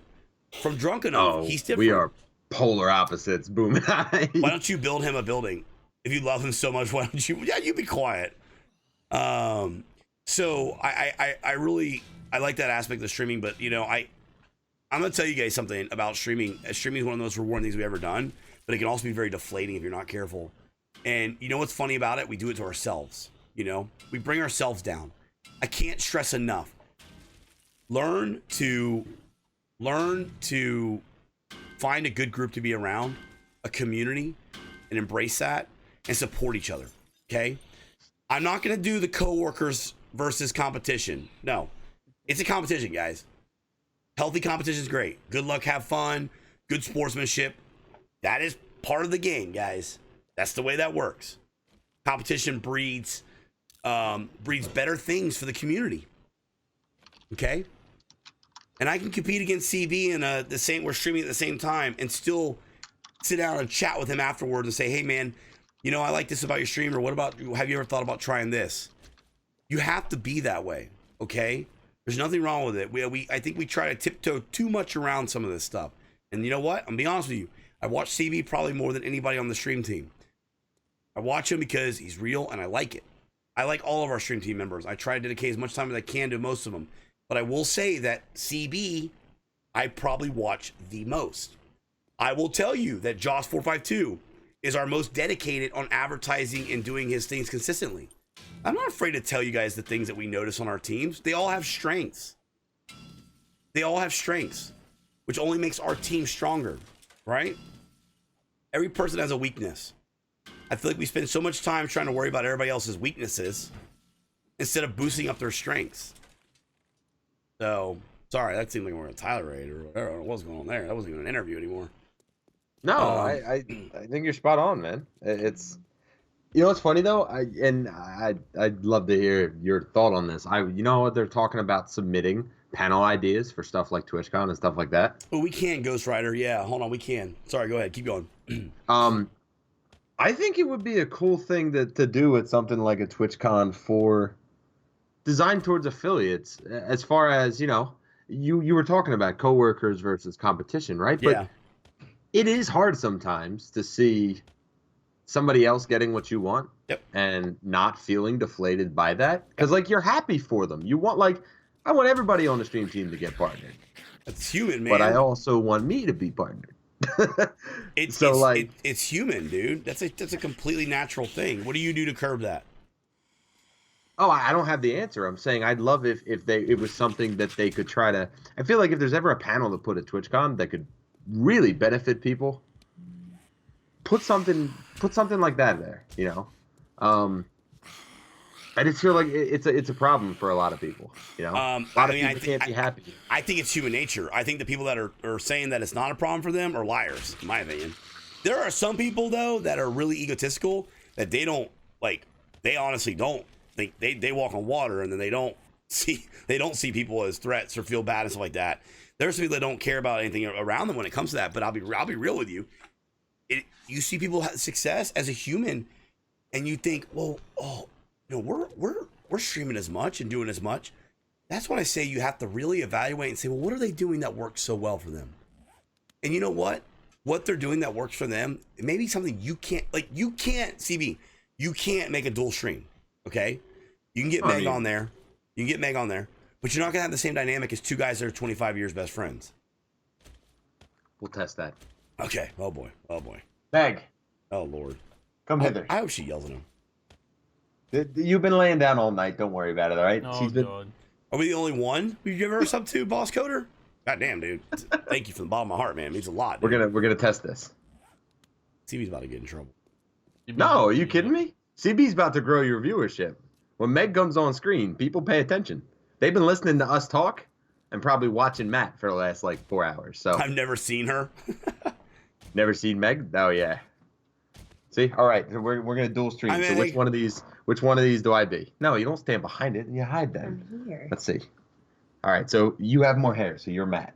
So you just sit there, don't talk, don't talk very much. Just thank chat whenever whenever somebody subs or whatever, and I'll endlessly talk and scream and be excitable and stuff like that. We're trying to test if I can pull off what they have. Well, that's not fair. She's a lot prettier Matt than he is. I don't know. Come on, Gussie prettier yourself than up Matt, a I'm bit. not sure.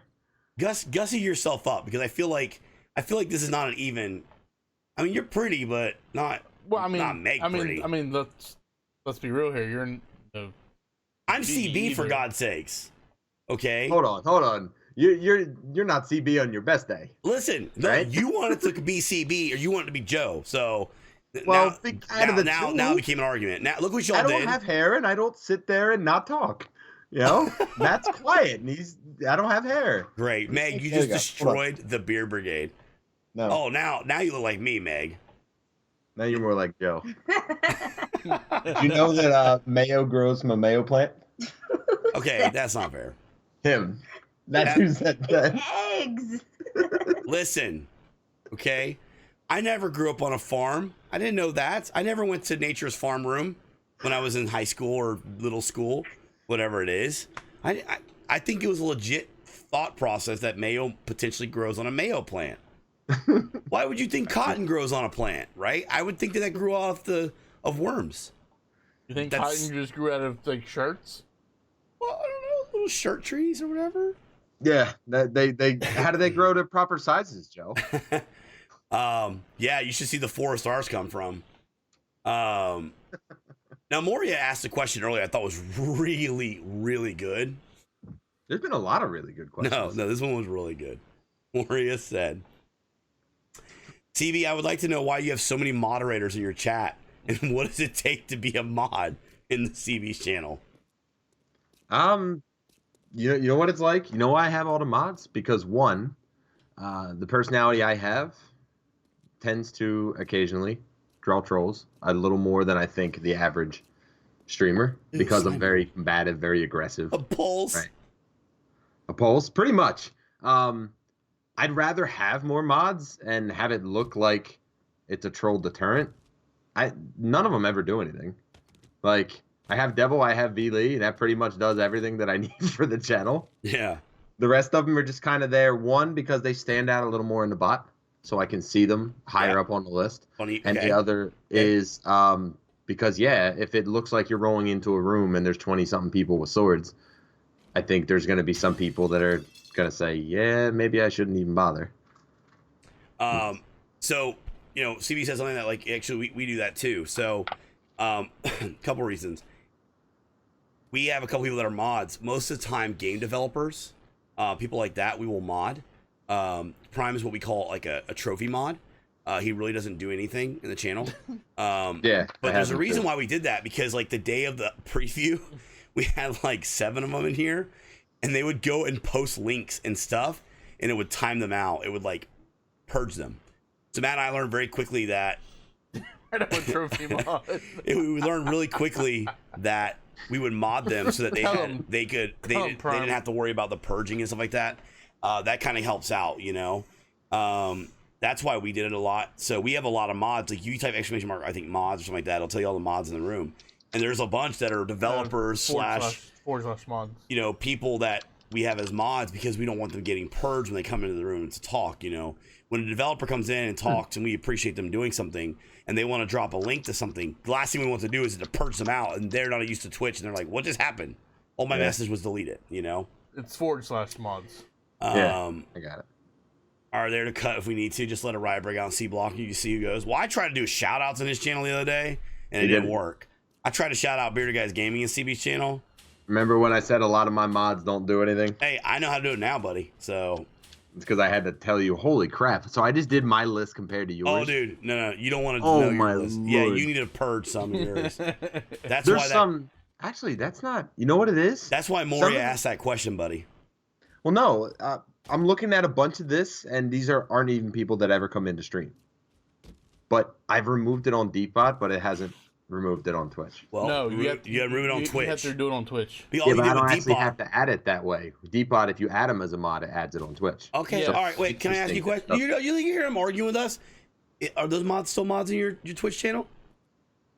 What do you mean? Are there mods still on my Twitch channel? They're still mods in your Twitch channel, right? Yeah. Then you got to remove on Twitch. Don't tell us that you. Oh, I know. I said no. I said it's interesting that Deepbot doesn't automatically delete it. Or sorry, that the Twitch chat doesn't automatically delete them as a mod if I do it on Deepbot. Because if I add them on Deepbot, it adds them into Twitch chat as well. So I'm saying it's not like it's not both ways. I don't know. I know that we do everything like that. We do directly to the thing, but yeah, like your mod list, like you got a lot of mods. But I get it. I get why you do it too and stuff like that as well. It does help out, like you said, for you to stand out and see that. That's another thing with developers. We literally do that too, because like when we had them in for the first time, there were some people that we didn't see. So we didn't see like some of the developers we weren't familiar with like the Fun Pimps, and we didn't know they were a developer. And so we were like, oh God, and when they would talk, we would lose them. So that sword does help out with that. That is something that is really nice. In fact, a lot of your like really big streamers, they actually like Swifty uses a different chat, doesn't he? He has like a special application that puts his chat somewhere else for the mods to be able to reach out to him. He has some type of thing that he can do. Like they type like a plus sign, and then it'll like put it in like in a different area for him to see. So it's pretty cool. So let's talk about something else that's coming soon. Courtesy of coming courtesy of CB. CB talked to us. Man, God, when did you first talk to us about this? I feel like it was a while back. It was a while back. I mean, it was in the summer. That's how long it took to form the idea. Well, he's taking on something that's pretty big. Does it matter how many mods he has? No. But it's funny because we've always said that. But then like Moria brought that question up, so I thought it was funny. Hey, Boss Coder, seriously, we really appreciate that, man. And congratulations on the job opportunity, man. That's fantastic, dude. Hopefully it's something you really like to do, man. Thank God. That's freaking awesome. Nice, Boss Coder. Yeah, dude, that's awesome, bro. Seriously. So, may I just say this conversation stream has been super helpful. We appreciate that. We put them all up on YouTube. And I would actually ask you guys to go share them, please. And the idea behind this, and I have not done it at all tonight, and forgive me, CB.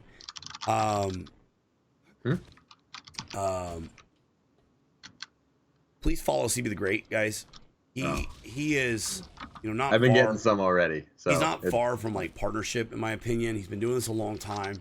He knows what he's doing. He just needs some more viewership in his channel, concurrent viewers. Go watch him, guys. He does modding. He does modding of the game. He is an awesome dude, and please give him an opportunity to check him out and make sure that you're giving him some love as well. I just drank some tea with honey. I literally just drank it. I felt good when I was drinking it. Now it already wore off. But anyways, go give him some love, guys. Give him a follow. Make sure you're checking him out. Joe's crying. I'm not crying. It's my freaking voice.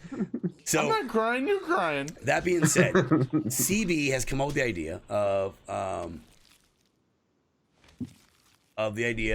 doing this event for the Beer Brigade. We have quite a few people on board. It's gonna be major. It's gonna be interesting to see. Just stop your crying. It's a sign of the time. So he complains about he asked the question like 5 times about this event. We finally gets to it, and he decides to interrupt it with Yeah, music. because he's a jerk. That's why he did that. Yeah, take him. I don't want him. It sounds like getting choked up. Can we do a Kickstarter to get something to get CB partner for the love of God? No, let me say this. If you're trying to go for partnership, please God, don't do that. Tweet at Twitch. They will tweet you back telling you not to do that. Just letting you know. Dude, that's freaking awesome, Boss Coder.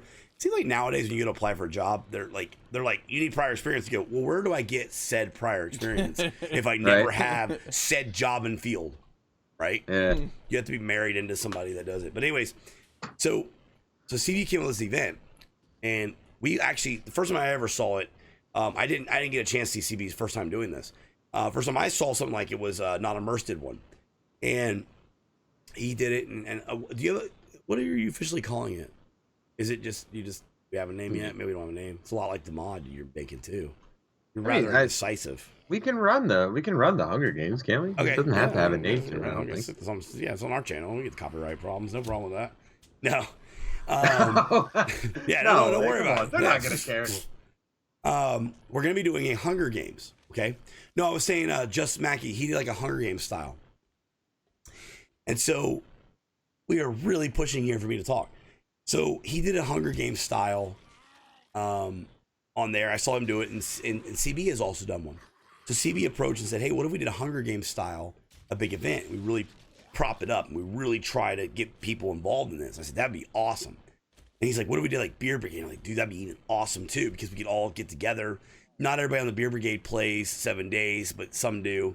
And he was like, this is a great idea. And I said, all right, man, do it, And CB has literally been doing all the legwork in the back end, doing all of it. So when we go to do this, for God's sakes, he's going to be like, blah, blah, blah, blah.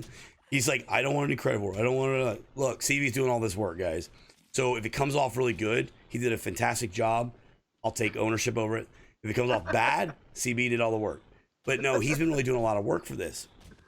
So we're going to be doing a Hunger Games style, okay? Do you want to talk a little bit about it? That way I can take a break talking. Yeah, and then you explain that's what's going on with it. So we're gonna have it. We're gonna have it down to. We're still trying to work out some of the details because there's a lot of logistics to it that are hard to tie down. We're looking at right now. I think the list is up to 14 people as far as from the Beer Brigade. Matt is one of them. Joe and myself are going to commentate, and when I say commentate, we're talking. There's a lot of fanfare to this. There's a lot of theatrics, right?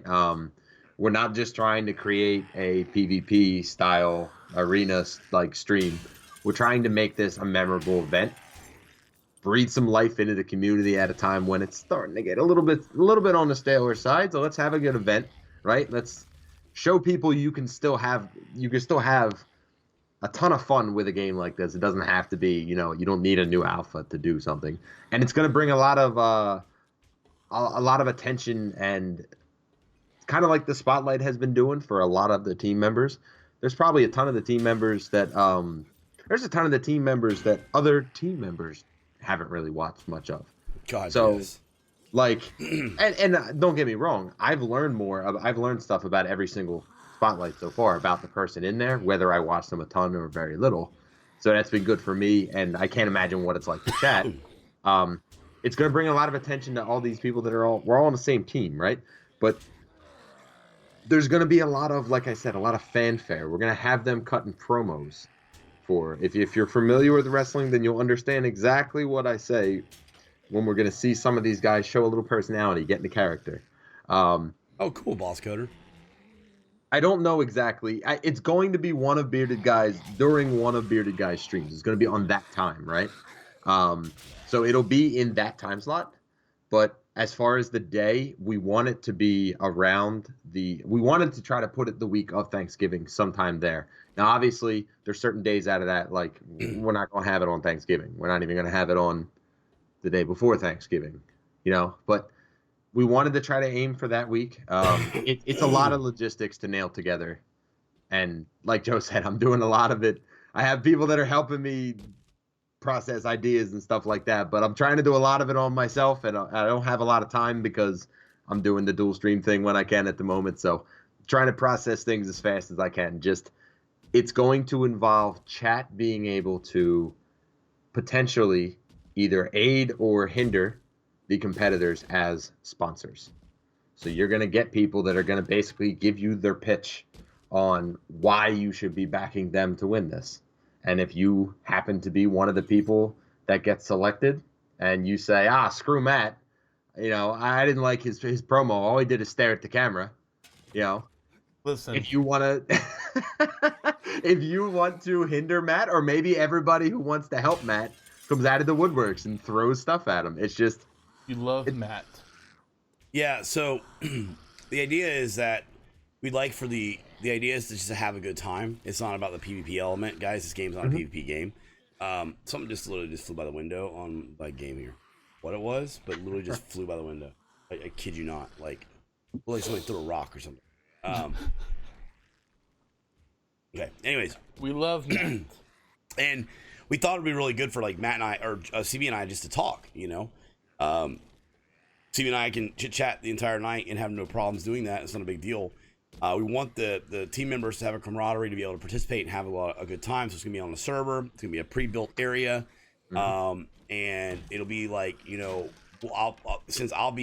be streaming from this stream. I'll have like my character do like the flyovers, and we'll kind of do like a god mode and kind of give you different perspectives. So you guys can see all the different perspectives of the gameplay and how we're going to be doing it and stuff like that. And CB and I will try to kind of keep you guys entertained. But prior to doing it, we're going to probably be doing, having like where they cut promos and they kind of talk about why they should be the person you choose and that they should be the person you do. We're looking at even doing some tributes when they die. And we're trying to kind of, nail down how we want to do like where you guys can actively participate as well. The way CB did it before is there was currency in the channel and you could spend your currency and buy things that like airdrops or spawn a dog in and stuff like that, where you could make it more challenging for the people inside the match. Going from one channel to another channel and the sheer logistics of having, 150 people on the channel or 200 people watching, and the participation will make it challenging. So we thought about maybe doing like giveaways prior to the match and saying like, all right, we're gonna do 5 giveaways.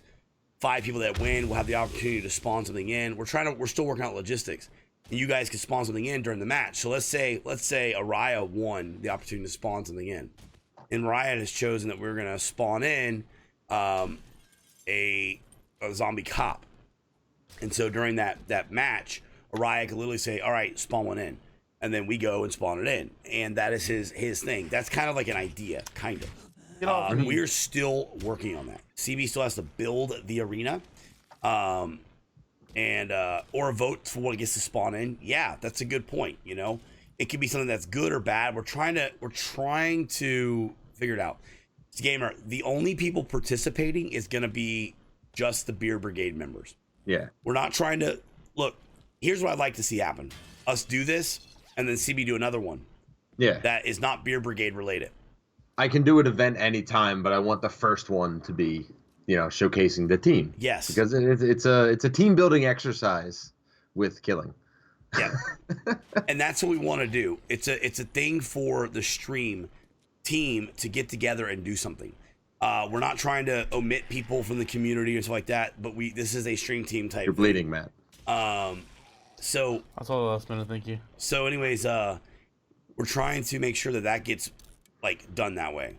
Better not let the trophy mod play. I understand. No, I'm not letting the developer play. Are you kidding me? No way. No, but Prime, you should try to get some of the guys to come and watch that event. Yeah, and Prime, I actually would like that and try to get Joel and them to come. I know he doesn't listen to you really, but it would be kind of cool to have it do that. We did this IRL in a call center I worked at. Brought up team effort up 3,000%. Wait, did you actually kill people? Like, obviously Skippy won. Yeah. So the idea is we're trying to get people trying to do this by Stevie wants to do it around like Thanksgiving time. That's like 10 days away, 15 days away. So yeah. And I kind of would like to build up more hype around it. So sure. So CB and I are still talking about it, and he's been really doing everything, and I'm really excited that he did this. It was his idea and his baby and his plan. I'm only there to mess it up, And, you know, I appreciate him doing this because it gives more camaraderie for the team to do it, and I'm excited. We want it to be something that you guys watch and it's something to look forward to, right? We all play 7 days. You know, other people have done this too. Like I said, like the first time I saw it was non-immerse. The first time I saw it, CB probably did it before him. I don't even know, but I saw non-immerse do it, and it was a blast. And I thought it was a lot of fun. And it's implemented different ways. We just want it to be a good time. You guys to come in here and know, like, you know, slackline. You're like, oh God, I'm voting for Seth Rogen. You know, Seth Rogen's gonna be my champion. You know what I mean? Or an Arkham. You know, and you know, I'm gonna vote for Spider Guy, and that's what we're gonna do. That's what we're looking for, a camaraderie, because I want you guys continually going out into the community and saying, you know, hey, you know, CB, I think you're a jerk, but man, I enjoyed the hell out of you during that Hunger Games thing. He wants to call me a dick. Yeah, you're a dick, and now he enjoys watching it, and that's the plan. He's gonna be So CB's using his subs as a way to help out and build. Oh, he's having his mods build the thing. Oh, well, that's everybody on the channel. No, it's I'm having subs do it. I mean, some of the subs are mods too, but yeah, I'm getting the cheap labor, right? So we're really excited. We're excited about it. Ultimate goal: Brigade versus Fun Pimps. And I'll hear Joel coming a mile away. You gotta. I imagine that everything he does is excessively loud. Yeah, and that's what we want, ALR. Like he headbutts his keyboard. Who's all playing? Well, Matt will be my champion. Whenever I say that, I feel like you're naked, and you're like, you're champion. Oh, gross! God, guys, he just lifted his shirt up. I feel like he's my champion. So Matt is our champion. We want Matt to win, the silent but strong type. But I won't be participating. I'll just be kind of spectating and doing all that stuff. So I just like we're excited about it, guys. You're excited about, you know, no, you're good, Boss Coder, you're good. Yeah. But CB, this is an invite, guys. CB is allowing subs and mods to, I guess, to help out. And if you want to partake in it and you want a way to do it, there's a way to do it. You know, something fun to do for the next month. I don't know when he's starting that, so I don't want to speak ahead of myself. I gave an ultimatum to people. By the way, while we're at it, let's put him on the spot. Slack. He never responded. Yes, no? Yeah or nay? Gotta know. I asked the people in the Discord as far as the team to give me an answer by Sunday. Okay, Once cool. we have the numbers, then I can get the server and I can start doing it. What we're going to do, guys, is picture one of the larger towns. We are scrapping it completely. We are clearing the entire thing. It's going to be walled in, and subs are going to get a chance to build something that they want to do, right? Have a little creativity. Build something different. Don't just build a bunch of boxes, right? We want this to be a giant walled-in arena that is a city with a little bit of creativity and flair to it. Ugh. Eric just ruined my night. Made me sick. So let me ask you this. We're going to talk about this. What's your schedule? Like, when are you streaming? Yes, create. I told him that. I said, Vili, yes, creative. I said, we're not. Like, you're doing admin tools and stuff, right, to build this? Because CB a year later will be like, we built the arena. And I'm like, dude, I removed you from the team 3 months ago. I'll have a beard by then. What is your schedule? What's your streaming schedule? Right now, I've been trying to do at least Monday through Friday. We do the 10, 11 a.m. to about 5 p.m. whenever Meg's home and getting ready to eat. Because she'll eat without me. She'll just start eating, and I'll probably starve to death here. Yeah, Miss B does the same thing. Right? Yeah, she's not waiting for me. When it's time to eat, it's time to eat. Yeah. And then I usually do whenever she goes to sleep at night, 10:30, 11 o'clock until about 3 a.m., something like that. I've been doing up both. On the weekends, I've been trying to give Meg more time during the day. So I'm still doing the night streams, but I'm not doing the day. So I'm streaming at least once every day of the week. Okay. Well, except today, so far. Okay. So you're trying to do some dual streams, and you're playing different games for both those dual streams, or are you sometimes playing the same game? I've changed it. Lately I've been doing a lot on the sub server because I've been really trying to push the mod and get people interested in the mod. But yeah, I have before that a little. I was experimenting with GTA during the day. Actually, it's really funny. My follows is up much higher during the day doing GTA than 7 days. There you go. You know, I think it's because I've been in 7 days for so long. yeah, Whereas there may GTA be is more brand people new. to hit inside of GTA Yeah. than, you know, you got to remember the pool is so big. And yes, Mhm. there's new fish being made every day, but not as much, you know, so you'll see like an uptick in other games sometimes when you go to it. You know, so the question is like, do you still see the same like viewership count and all that? You know, that's the challenge of it. But so you stream every single day. Yeah. Okay. Okay, that's cool. So, real quick, this has been a popular thing tonight. Is there something that the chat does not know about you in your channel? Nothing that I can think. I seen when Vila asked that. Yeah, seriously. Like, I don't know. I wear my heart on my sleeve. I don't think there's something I shy away from. So I'm Yeah. not sure there's something I haven't told chat as far as if it was asked. Yeah, see, Like, I kind of feel the same way too about us. Like, Matt and I are pretty open about stuff, and then like whenever like we go to like do stuff, we kind of like we say it. You know, we're like, oh, you know, hey, you know, this happened to us today. We're excited. We tell you guys. They don't really have like a lot of secrets. You know, but will the Hunger Games event be a one death thing? When someone dies, they're out for good. So the way we're thinking about doing the Hunger Games thing, the current kind of latest discussion. Go ahead. I have an idea. Okay. So what if we did it where we did the first one and the top two people from each, let's say, heat would move on to the final one. So even if you finished as the top two, maybe we'll say, all right, the top two people from the heat are going to move on to the final. It'll be an 8-person, I guess. Maybe we'll do like 4 different heats, right? Where say Matt wins the first one, Slack wins the first one. Yeah. Matt wins, Slack finishes in second. Well, the winners of each heat will maybe get an extra airdrop for them at the start of the final one. The second place person will still get, you still get in, but you don't get any of the extra bonuses kind of thing. So we can have 8 people, right? Let's say we get 16 people. Nah, maybe that's too much then. I don't know. I was thinking something along. Joe was talking about the ideas about there being waves. I like the idea of like the first game, like we would do like three rounds. First game, all the people are in it. As you die, you're out. You're out. It's down to the last person. Mm-hmm. Then we do another round. As you die, you're out. And then another round, and then we do a 4th round, and the 4th round will only be the top 3 winners. But I kind of like the idea of what you said. What if we took the top 2 of each round? That way the last round, the 4th round, has a fuller roster. And then the last game, the 4th one, would be like the victor of the entire Hunger Games. Yeah. So you could be that guy that maybe loses the first round, second round, and gets second place in third round, but you come out the champion at the very end. Yeah. We don't want it to be 5 hours. We don't want it to be 30 minutes either, right? Mm-hmm. A couple hours of good event. We're still working on that detail.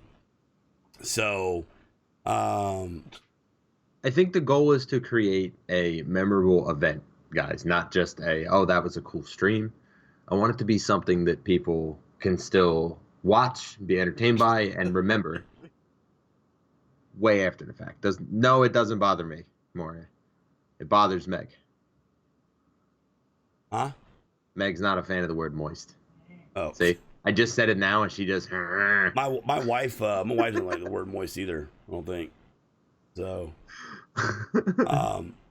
yeah. So we want it to be something fun, guys. Like we don't want people walking away like pissed off. That's not the point of this. The point of this is to have something for you guys to watch, something different, right? Watch 7 Days to Die and the camaraderie of the team and the people joking around and stuff like that. Matt or CB and I are going to do our best to kind of get people out of their skin a little bit and talk about it. Make some cracks and stuff like that are in relation to their stream, but in good jest and good fun, because I'm proud of everybody that's on the stream, and again, it's a way to kind of get them to work together, kind of thing. So that's really what we want to get out of it. And guys, like, again, it's literally CB that came up with this idea, so we really appreciate him doing that. We're excited because he could easily just do a Hunger Game on his own, but award points where you place in each round, accumulation of points decide who is in the final. Limerick, that's a good idea too. Maybe we do a point system, and then It's not bad, but what if the same person wins every time?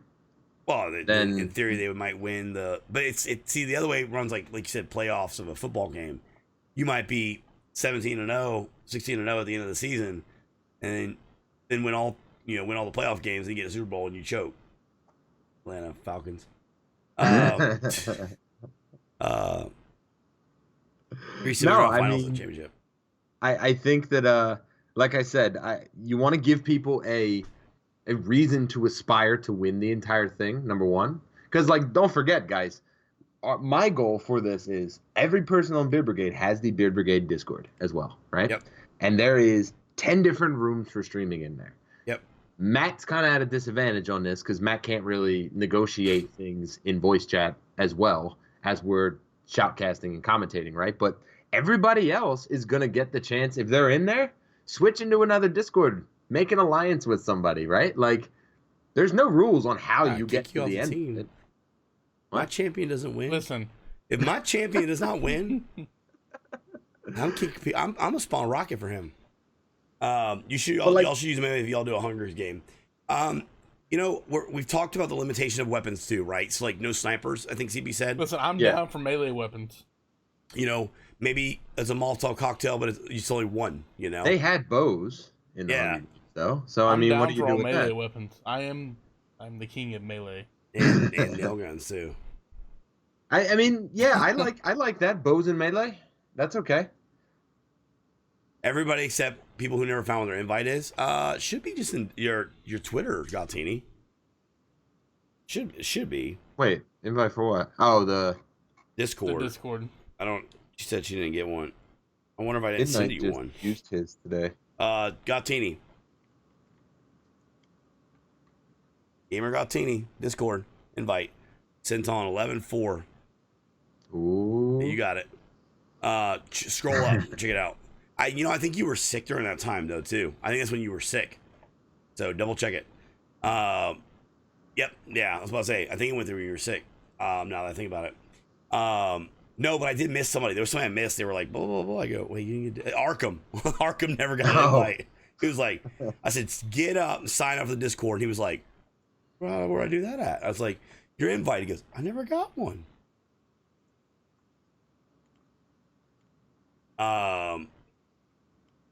No, it's gonna be a good event. It's gonna be a good event. Wait, Joe wants to hang you? What are you talking about? I don't even know what you're talking about. What? Oh, I'm going through life changes. Oh no, God, no! I'm not want to hang you for that. I am. What's happened is I'm starting to grow hair in places that I didn't know I could. Wait, but why am I talking less? Like, I'm not playing in it, Jacob. Sorry. Hold on a second. All right, guys. Well, we've got a big day tomorrow. We're not streaming in the morning. CB, thank you so much for being on. I'm going to tell you, like I told everybody else, we're looking at doing more of these, and like even some of the collaborations where there's more than one person involved too. So like where we do like, a couple of Beer Brigade members, and it actually wouldn't be inside of it wouldn't be inside of like 7 days. We'd probably just go to IRL or do like a game show type thing. I really enjoy I really enjoy, these conversations we've had, and like some of the back and forth we've gotten from some of the other members when some people have been talking, has been really cool. So, I really, really, really like that. So we'll have you back. I apologize because I was sick, so my voice sucks. CB, honestly, all right, sounds good. Gatsby, thank you. Like CB and I honestly talked so much off stream that we could probably do 3 of these and to talk, you know what I mean? Honestly, so do me a favor. Make sure you're following CBthaGreat, guys. I'd love to see him eventually get partnered. Thank you for the bits. He's been doing this a long time, guys, and he is an awesome dude. Take care, much love to him. We are going to go raid somebody tonight. We're just going to wrap it up because, like I said, I don't feel the best. There's no stream in the morning. We're going to be we're building our PC our PC desk and all that in the morning, and then we're going to be going to the event in Orlando. So we'll be streaming like from that, and you want to wrap it up with CB? CB, much love. If you need all right, anything, man. Thank you, guys. All right, hit us up. Much love. Okay. Next Friday's spotlight, I think, is